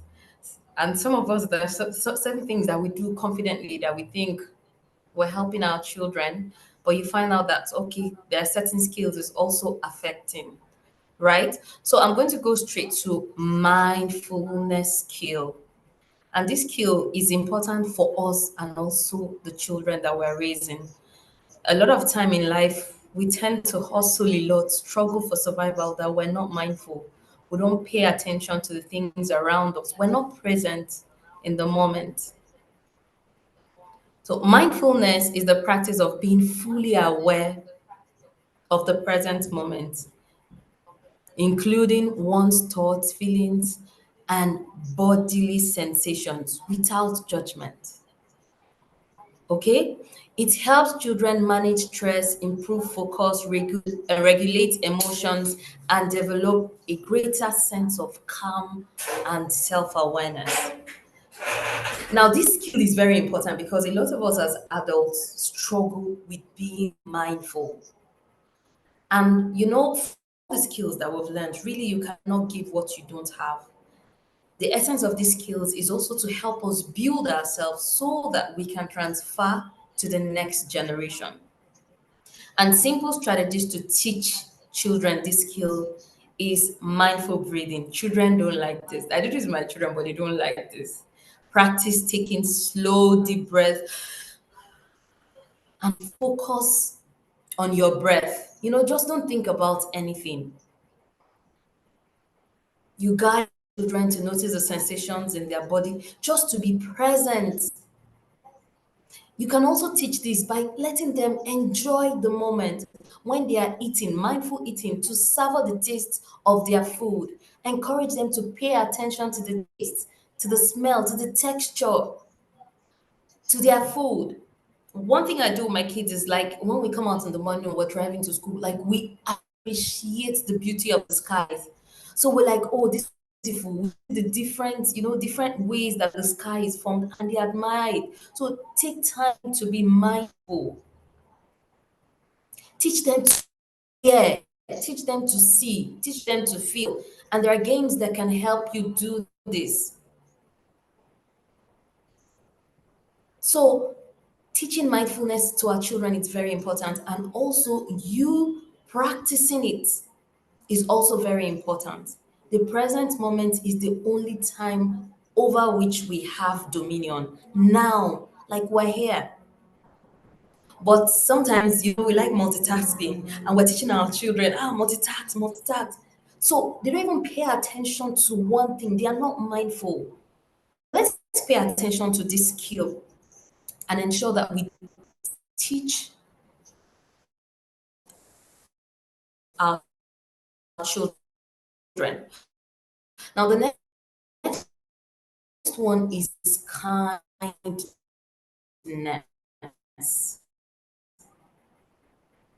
Kindness. Kindness is a skill. You will agree with me that this new generation, we're raising a generation of people that are not kind. There are lots of people out there that don't show kindness. We need to intentionally teach it to our children and also model it. Small is ever wasted. No act of kindness. In fact, loves to everyone loves to be treated kindly. Kindness is the quality of being friendly, generous, and considerate. Do to others what they would have them to do to them. And simple strategies that we can use to teach this skill is modeling it. Honestly, most of these skills, they are things we need to learn and model, because our children, they don't just listen to us, they watch us. If you are kind, they will learn to be kind. Are you even kind to them? Are you kind to them when they make mistakes? Sometimes we treat mistakes and failure like a taboo.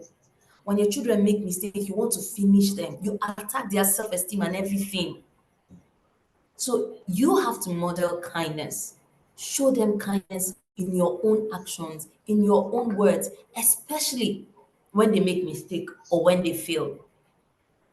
Praise kind acts. Coach already spoke about this. It's not only what they call it. It's not only correct, correct. Don't be a correction fluid. It's not only correct. Notice the little things they do right and praise those acts. Encourage acts of service. Okay, as much as we want them to succeed academically, it's also important. We also help them notice how important these little acts of kindness to themselves, among their peers, among everyone around them, how important it is. Then discuss the impact of kindness. Talk about how kind words or actions make others feel. Look for teachable moments, right? Even when you're watching movies, try and, okay, how did you feel? If someone treated you this way, how would you have felt? And that will help them bring that home. Now, the next one is entrepreneurship skill. The best way to predict the future is to create it.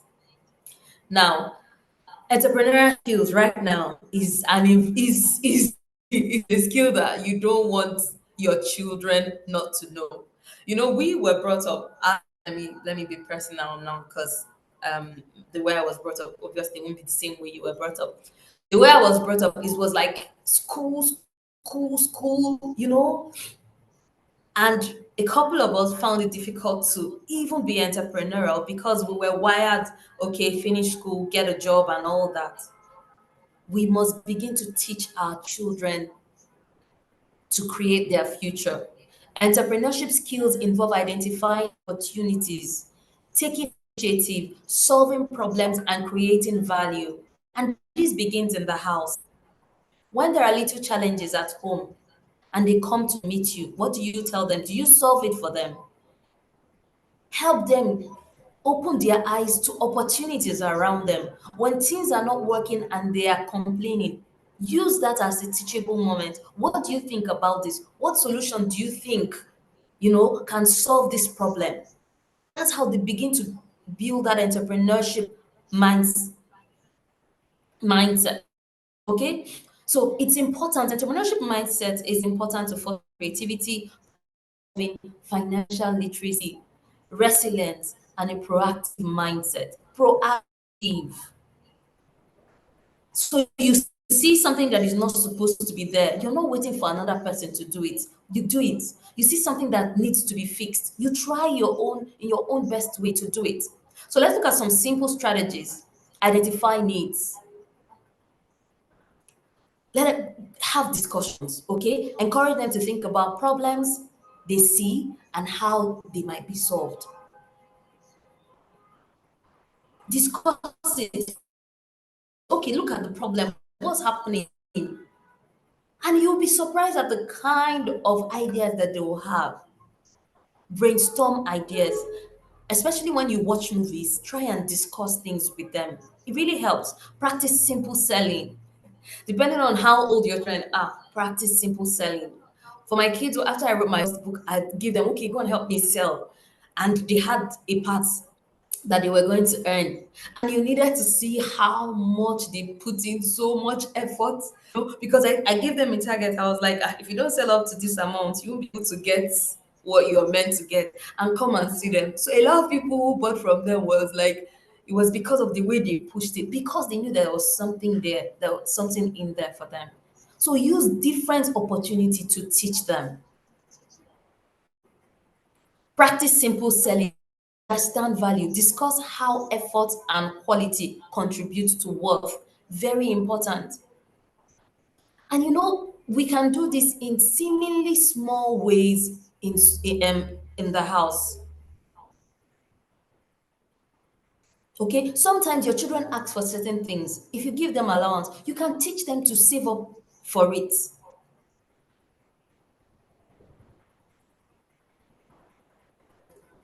Now, the next skill is law of attraction. What you think you become, what you feel, you attract. What you imagine, you create. I want to ask you, a lot of us have been wired to imagine the worst case scenario of everything. The only thing you're thinking of, what if things go wrong? You don't ever think of what if they go right? What if everything exceeds your expectation? The law of attraction suggests that positive or negative thoughts bring positive or negative experiences into a person's life. Ever since I learned this, I try as much as I can. When the fears and doubts and the negative thoughts come, I don't let them stay. I push them away because there's power in your thoughts, there's power in your feelings. I read a book that said sometimes parents cause their children to fall ill because every time you're touching them, are you okay? Are you okay? All you want, if something, if they call you, your mind has got, oh my God, you're always thinking of the worst case scenario. You must learn to teach your children to be positive. Coach Obama mentioned it that we use fear. You bring in negative things, you show them because you want to put fear in them. That's not a good strategy because our minds are powerful. So instead of showing them those negative things, why not show them more of the positive, direct them towards the path that you really want them to attain? Show them the picture of successful people around them. When they look around, because the law of attraction helps to focus on positive outcome, visualize success, have them develop an optimistic outlook. Now, do you know that just having an optimistic outlook boosts your children's confidence? As opposed to when all they're thinking of, let me don't make mistake. They try if all thinking is about the mistakes. But if somewhere in their heart they believe that I can't, is it not this thing? I can do it now. They will try. And that's the only way that they can grow. So some simple strategies to teach this is positive affirmation. Positive affirmations. Encourage them to say positive statements about themselves and their goals, about their dreams. Encourage them. Visualization, guide them to imagine achieving their dreams and feeling good about it. Even though it's dream, guide them. My son will come and tell you see, I'm going to, he has a very Victorian mind and he sees a lot. And each time he comes, like, Mom, you know this is going to happen. I tell him, yes, imagine it. But he's that kind of person, he imagines a lot, and I encourage him. So teach them to visualize, teach them to focus on gratitude. I'm not going to dwell on that because Coach Ogo have spoken about it already. Discuss the power of thoughts. Let their minds dominantly be filled with positivity, not negativity. Not what if it does not work? What if I fail? No, because failure, mistakes, they are all parts of success. So if there's nobody on earth that have succeeded without making mistakes, why do we make mistakes look like it's taboo where our children are? You want to flog them from every little mistake, and for you, you think you're correcting them. You don't know that you are affecting their self-esteem and their confidence and their ability to and try new things. So law of attraction is an important skill that they should learn. Every skill that we're talking about here is very important. So as we go, you'll see that all of them, as you learn one, you see the importance of the other one. Empowering belief skill. I always see this most of the time, that sometimes the village people that you think are disturbing you are your beliefs, your disempowering beliefs. And these beliefs are things that came as a result of the way that we were raised.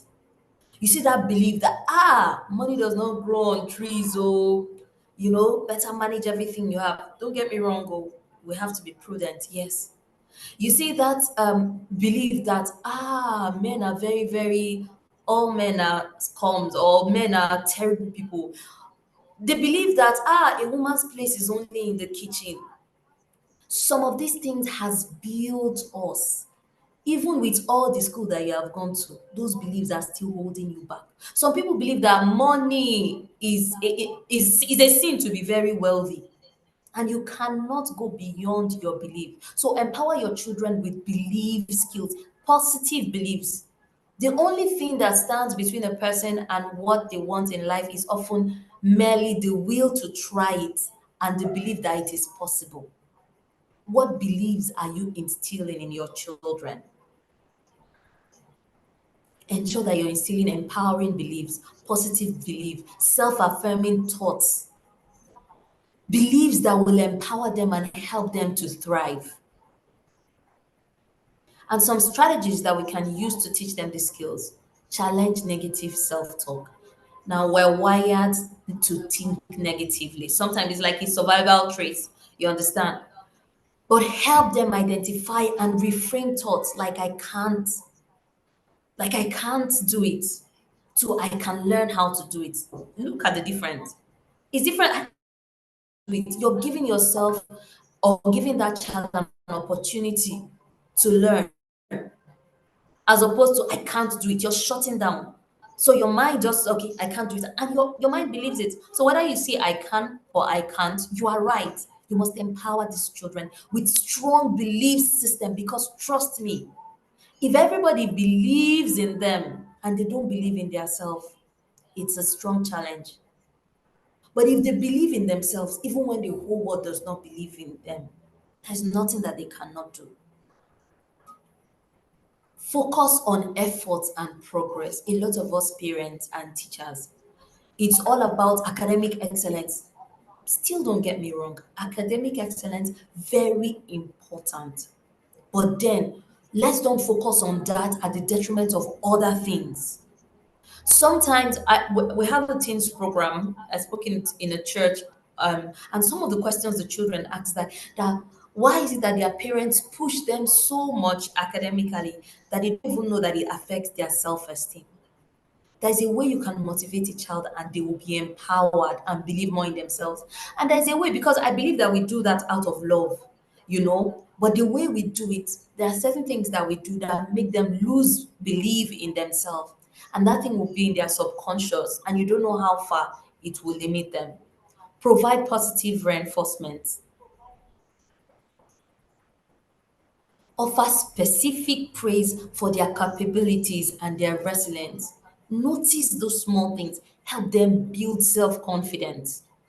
Share stories of overcoming challenges. Sometimes we teachers and parents, sometimes there's a way we can see it like we're perfect.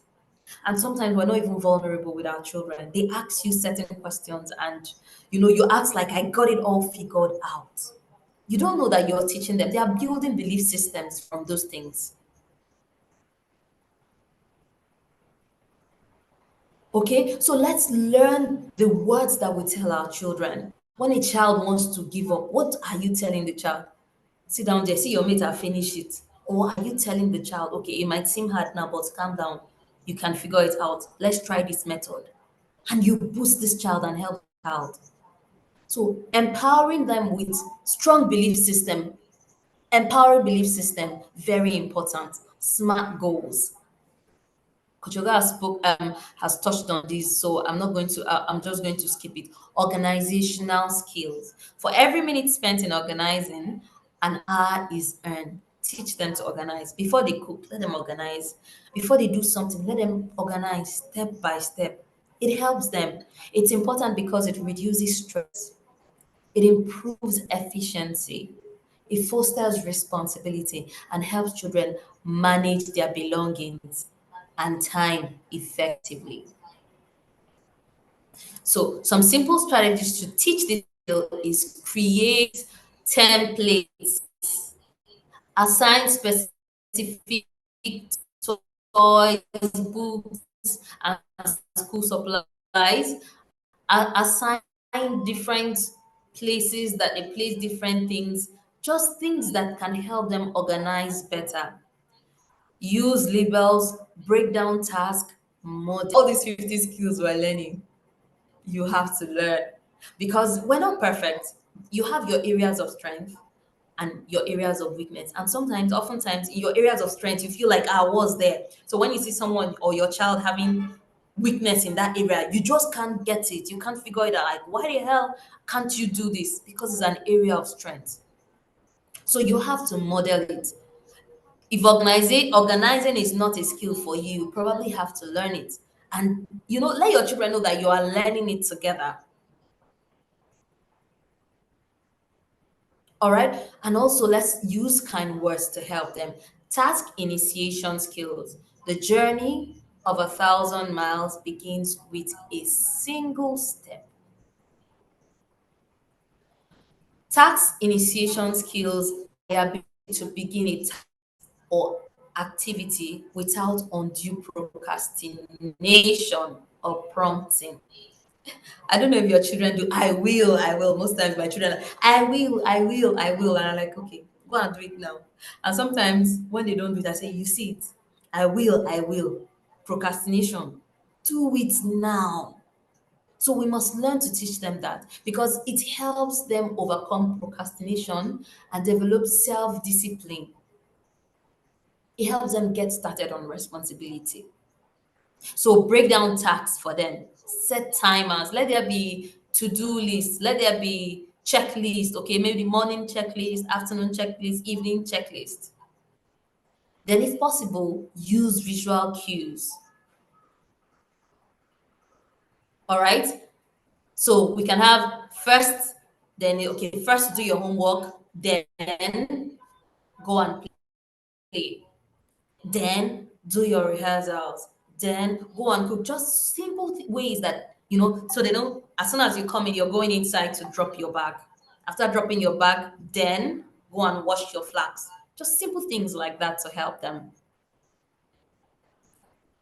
Self-control. Everybody type self-control.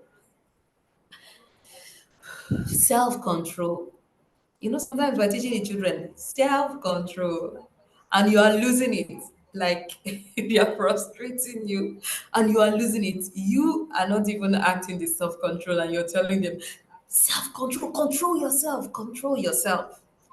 The best way to control the kids, to give them enough freedom to realize they are in charge of themselves. Thank you for typing self-control. Self-control is the ability to regulate one's emotions, thoughts, and behaviors in response to external demands. You cannot control the way people will act towards you, what they will do to you. You don't have power over them, but you have a choice on how to respond. For this, there's some of your children that are going to be good at this. They are very okay. They can control themselves. You might have one that cannot tolerate it, like he wants to give it as a hot, like that. So it's important that they learn to control themselves because it helps them manage impulse, delay gratification, think before acting, and make responsible choices. You don't always act when your emotions are high. Teach them to control their tongue when they are angry. Teach them to practice waiting, deep breathing, discuss consequences with them, set clear expectations and boundaries, and above all, model self-control. Because we are teaching them self-control, and when we are driving, someone annoys you and you just give it to the person and they are watching you. And let's say you're on a call or you're talking to someone and they just come to you to distract you, and the next you give them a dirty slap. And you're teaching them self-control. Okay, so a child grabs a toy from a friend without asking. How are you going to teach that child self-control? Calm down. I know you really wanted that toy, but grabbing it isn't okay. Okay, you need to use some self-control, depending on the kind of children you have. But you must model self-control. That's the only way they can understand it and get it. Flexibility skills. Flexibility is the ability to adapt to new or changing circumstances. Now, this is very important for every child. They should be able to adjust plans, consider different perspectives without being rigid. And the question is, are you flexible as a teacher, as a parent? Are you flexible? Or this is the way I want it and it must be that way? Even in the house, when there are rules, how flexible are those rules? These children are very smart. Do you listen to them for their own perspective so that you know how you can be flexible? Or is it always, this is it, this is my house, this is how it has to be? Simple strategies to teach this skill is model it, discuss different perspective, embrace spontaneity. Embrace it. You might have some children that are very good at sticking to the rules. You might have one that will never be okay with the rules. Try to understand them and be flexible, and also teach them that they need to be flexible because sometimes things don't always happen the way we plan it. I also believe there is a lack of flexibility that will make a child, because you didn't pass JAMB, and the next thing you want to think of is suicide. So let's learn to help our children be flexible, and it begins with us. Responsibility skills. With great power comes great responsibility. Response ability. Your child's ability to respond to a challenge, a problem, or whatever happens, or whatever is going on in that situation where they are. Responsibility is the state of being accountable for one's action. Let them take responsibility for their mistakes. Teach them, let them take responsibility. Assign age appropriate chores. Let them take responsibility of their chores. They can be creative around them. Give them regular duties around the house. Allow for natural consequences. Let them experience the logical outcomes of choices. Okay? Teach them to own mistakes. Encourage them to apologize. Let them take responsibility. Okay, I made a mistake. I'm sorry. It's okay. Provide opportunities for choice and ownership. When they choose, they are more invested, even in the house rules. Okay, so let's learn to teach them to take responsibility in their own little ways, their own little corner, their own little backpack, their lunchbox. Let them take responsibility in their own little ways and watch them grow. Respect skills. Respect is very important. I don't know if you see the fact that respect is a bit scarce right now. Respect, especially for the older children, for the teenagers, like respect. We need to intentionally imbibe it in our children. Respect is a feeling of deep admiration for someone or something. Okay? Let them respect you. Also, respect them. You know, these children watch us a lot that when you keep telling them to do something and you're not doing it, they will begin to look at you. If you have children that are outspoken like that, they will ask you, but you said we should not do this. Why are you doing it? Simple strategies to teach respect. Model respectful behaviors. You want them to greet as you go around, greet. We talked about gratitude. When you come down, if it's your husband that drove or you enter public transport, do you say thank you? Model it, greet, show courtesy. As long as they see you do it, when you tell them to do it, it's not far-fetched. They will always remember you do it. So it's important to teach them the skill of respect because it fosters positive relationship. It promotes understanding. Teach them good manners. Set boundaries for respectful communication. No yelling, no name calling or interrupting, no using foul language. And you have to keep reiterating this until it becomes a part of them. Respect is very important. Have you had an encounter? I don't know. I work with teenagers, and sometimes some of them can be cold and disrespectful. And it hurts, really.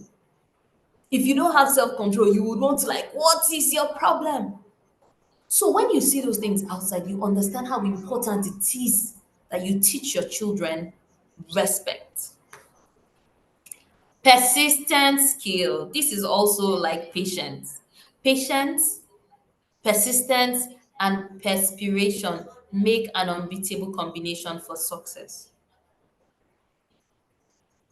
Are you that parent that gives your child everything? Oh, I don't want my child to suffer. I love you so much. Mommy, I want this one. Boom.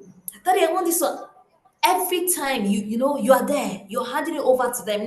No. My child, I know my child cannot suffer what I suffered. How are you teaching your children patience?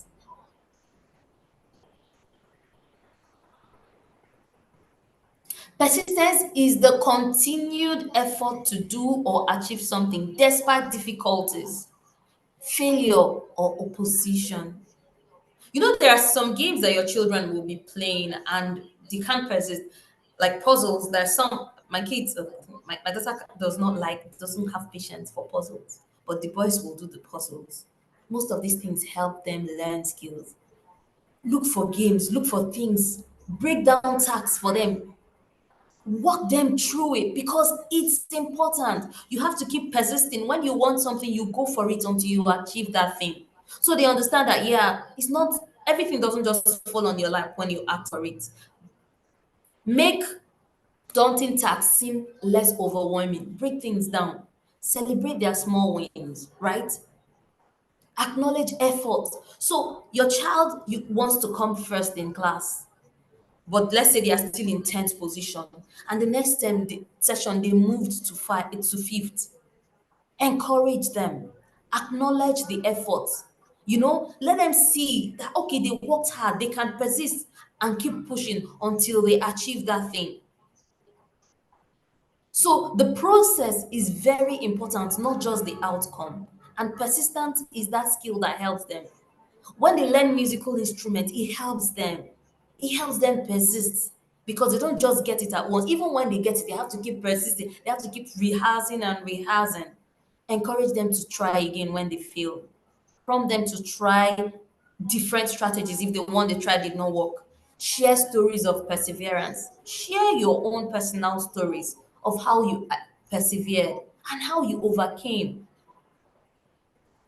We must not be like perfect because your children ask you those questions. Mine ask me, I don't know about you. There are certain questions they will ask you. So, what did you do in this case? Did you ever have this situation? So, how do you respond to it? Do you just make them feel like, oh no, I was that perfect mother? No, I was that perfect daddy. Teachers, sometimes you can be frustrated in class when we teach children that you forget that you too, there were things you struggled with. In fact, there are things you still struggle with that you need to persist. So let's teach them the skill to persist, especially when they want something. All right? Teamwork. The scripture says that one would chase 1,000, right? Two would chase 10,000.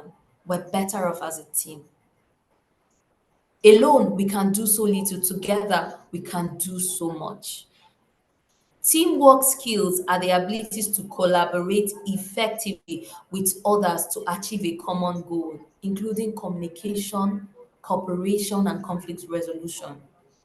Let them learn to work as a team, as siblings. Let them be good team players. Engage them in cooperative games, things that make them work as a team. Play board games or sports that require working together. Let them don't just be that one man army. I can do this on my own.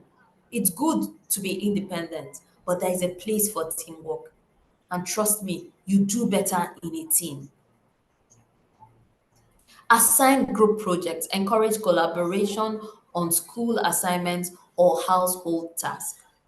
Discuss roles and contributions. Help them understand that everyone has a part to play, even in the family. The family is a team. So everyone has their own chores, everyone has their own contribution. And when we all do our own parts, that's how we become a great team. So guide them in resolving disagreements within a team setting. If they can learn to resolve conflict as siblings, they will be able to learn to do it anywhere they find themselves.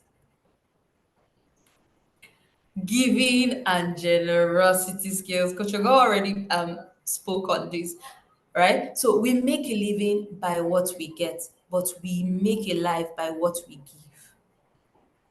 give. Giving is a universal law. So beyond church is a universal law. Giving and generosity involves willingly sharing one's time, resources, or companion with others. So we can teach our children to give. Coach God said, if you don't teach them to give, you don't teach them to give, even in your old, they will not know how to give you. So it's a skill that they have to learn intentionally. When you give them, teach them, okay, it's okay to share. Share your own time and resources with them. Giving is not only money, it's time, it's your resources. They need to feel that they are valued. Encourage sharing, provide opportunities for them to share, involve in acts of service, participate in charity drives, volunteering, or helping neighbors. Let them see you do these things. Let them see you give your time in service. Let them see you. And they will learn. And you also intentionally teach them. Honor skills. Honor is simply the morality of superior men. Honor involves adhering to a strong moral code, acting with integrity, honesty, and respect, and upholding one's word.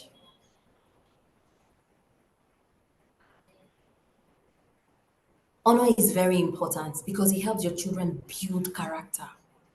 It helps them build trustworthiness, a sense of personal integrity.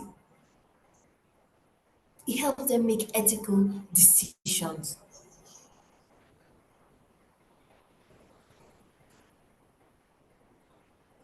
So we must teach them to honor you as their parents, to honor their teachers, to honor.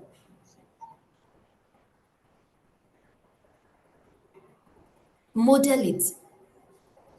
Model honesty. Be truthful to them. Discuss integrity. Talk about what it means to do the right things, even when no one is watching. Acknowledge it when they admit their mistakes. It's not you say, tell me the truth, I will not beat you. Tell me, in fact, that's not honorable for you. Tell me the truth, I will not beat you. And when they tell you the truth, you carry cane and beat them. Tomorrow, they will never tell you the truth. So teach your children honor as a skill. Teach them to honor you. Teach them to honor their mentors. Teach them to honor the people that impact their lives.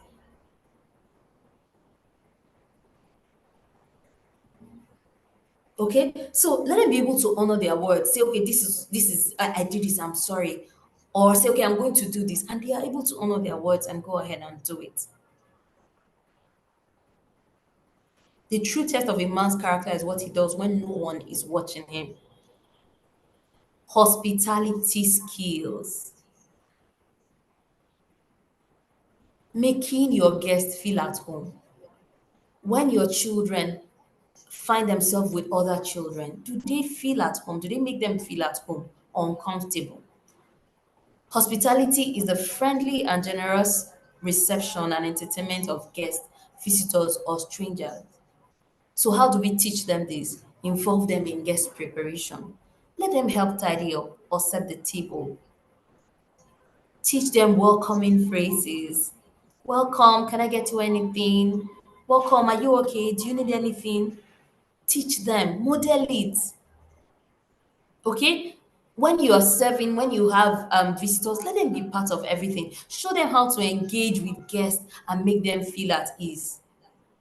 Discuss guest needs. What might our guests need or like when they arrive? When they are watching movies, try to get those messages and ask them, okay, what should this person have done? There's a guest, just different ways. Our guest is coming over soon. What are some things we can do? And you'll be surprised. They have great ideas. Hospitality skills, abundant mindset. So something happened this morning. My son was frying yam, right? And so while he was frying the yam, I was like, okay, don't touch this yam. Anything. Before he serves it, he would have almost eaten half of it. So while he was frying the yam, and I was like, no, nobody's taking this yam until we're done. We'll share it and we'll all eat together. So he was like, abundance mindset, abundance mindset. And I was like, yes, I have abundance mindset, but right now we need to wait. When we're done, then we will share it. Teach abundance mindset. Scarcity is the assumption that there is not enough. Abundance is the assumption that there is plenty. And then some of us make our children feel like, you have to manage and manage. I had that upbringing. Thank God for personal development. And also thank God for the family that I got married into. And like, you have to manage everything. You have a lot, but you have to manage everything. It's a mindset. Even in the presence of abundance, you will still be mising. Give your children the gift of abundance mindset. Now, mind you, abundance mindset is different from what they call it now, from being extravagant. They are different.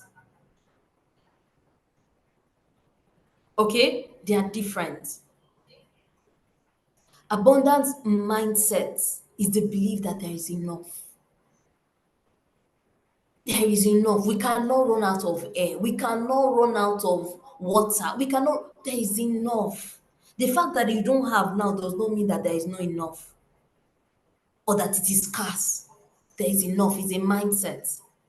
And God will always provide our needs according to his riches in glory. Teach them to focus on what they have, to be grateful for the ones that they have, to enjoy it with all their heart.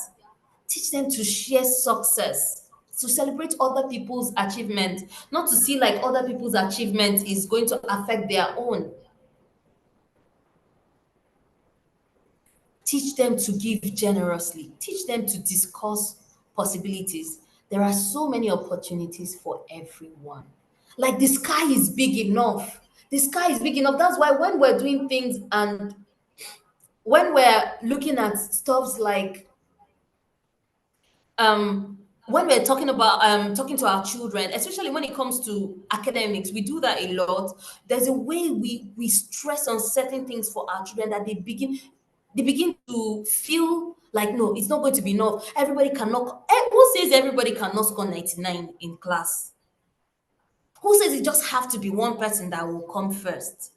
Who says it has to just be one person that can succeed? Everybody, that is, the sky is big enough for all of us. Let's help our children develop that abundant mindset. Self-discipline skills. Self-discipline is the ability to make yourself to do what you should do when you should do it, whether you feel like it or not. Let me ask you, are you self-disciplined? Do you get yourself to do things that you have to do even when you don't feel like doing it? Self-discipline helps you control yourself, your desires, your impulses. You're always taking ice cream, you know that you want to lose weight, and your child knows. Just think of it.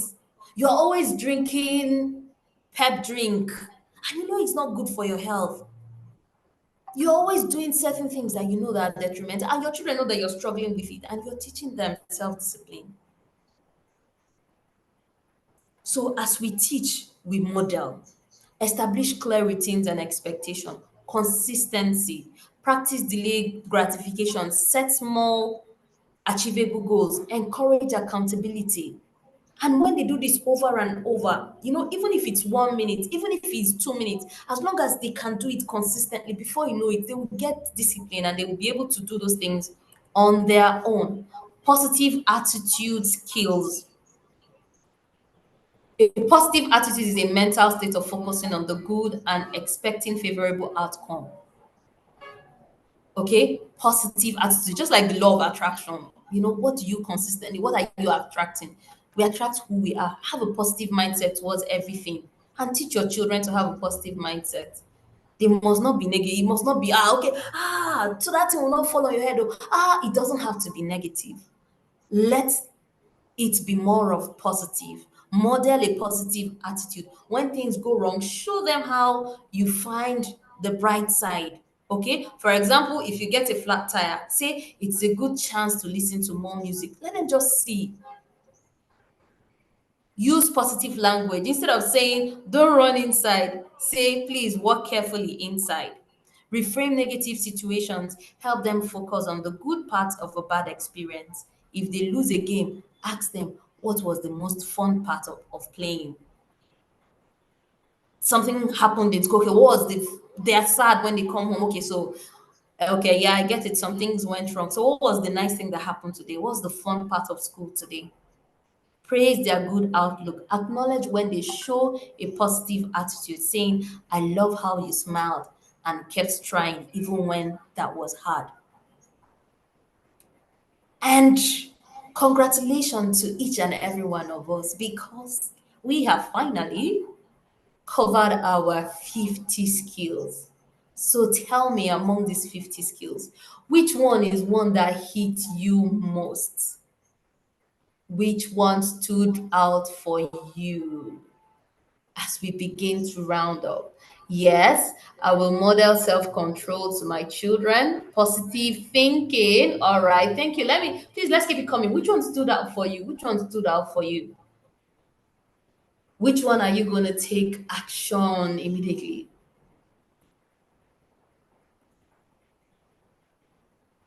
Okay, gratitude. Can I briefly okay, the skills, I'll do that. Gratitude, yes. Always looking at the bright side of everything and not using negatives to teach. Thank you. Abundance. Yeah, abundance. Thank you. Self-control and positive thinking. Self-control and positive thinking. Let's keep it coming. Consistency, emotional intelligence, empathy, abundant mindset. Beautiful. Let's keep it coming because it's really been an amazing evening. And I just want to encourage everyone, please make sure that you register for the Personal Development Accelerator program. It's an amazing program. It's something you don't want to miss. Empower yourself. If you're a teacher, if you're a school owner, I believe it's something that you should work with your team. So registering for it is really going to empower you. There are resources, there are just so much. All right. So I'm going to be yielding to Coach Ogo as she continues. Someone said I should flash them. I should flash the 50 skills. So Coach Ogo will do that. Thank you very much. Yay!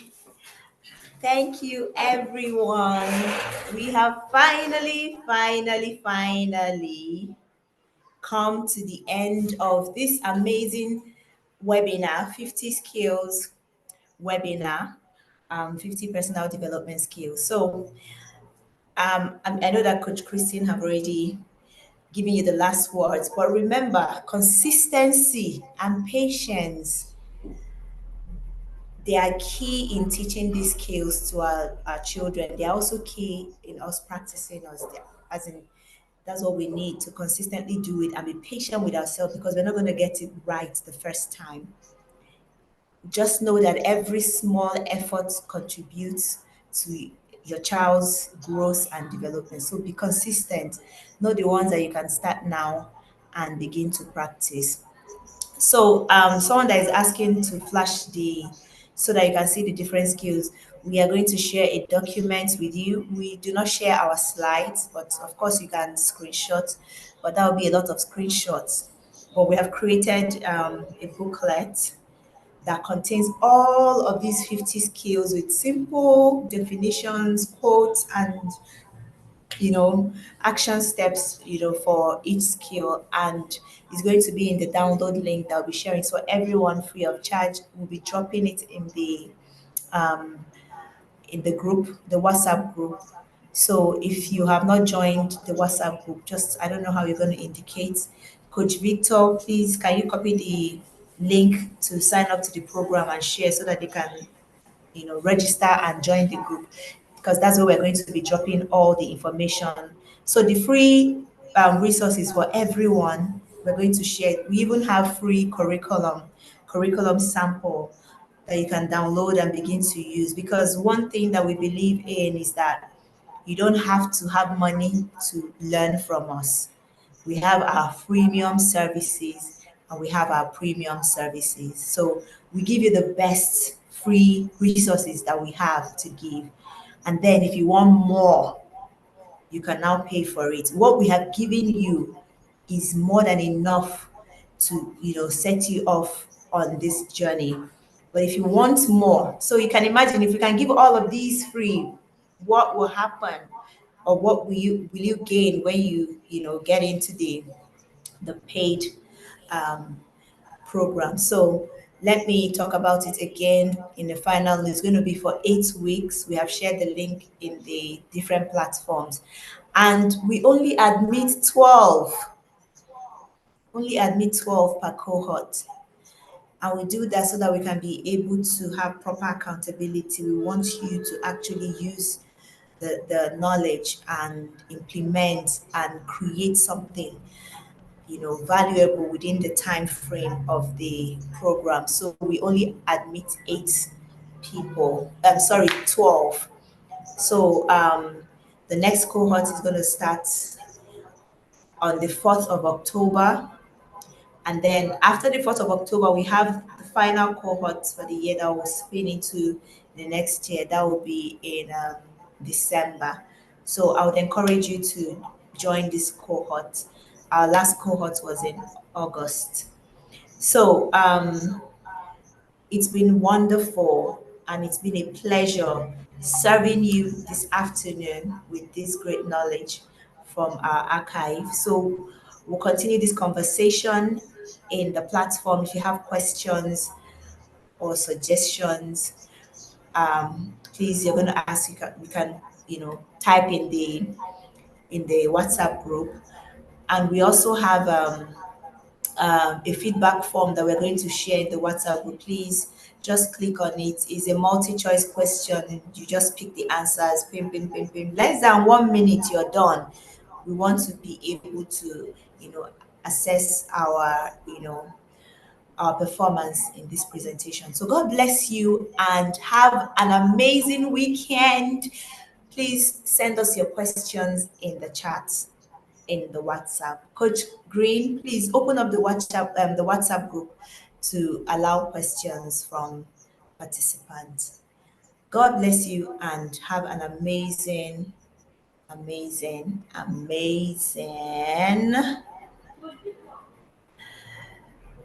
weekend. Or maybe we can take a few questions. If you want to ask a question, you can unmute. We can take 2 before we go. Does anybody want to ask a question? We can take 2. Thank you, King Udo. Thank you so much. Thank you, Gifts. Thank you, Zainab. Thank you for your great comments. Thank you, Olubukola. Thank you, Dr. D. Hami. Thank you, Motu. I'm very happy that you got value. We always want to give value. So does anybody want to ask any question, please? You can put it on the chat or you use the raise hand button and just, say something.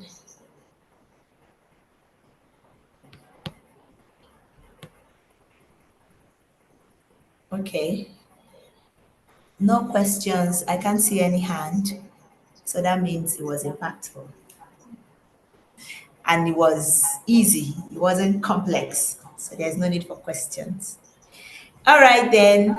I'm going to end this call in 3, 2, 1. Bye.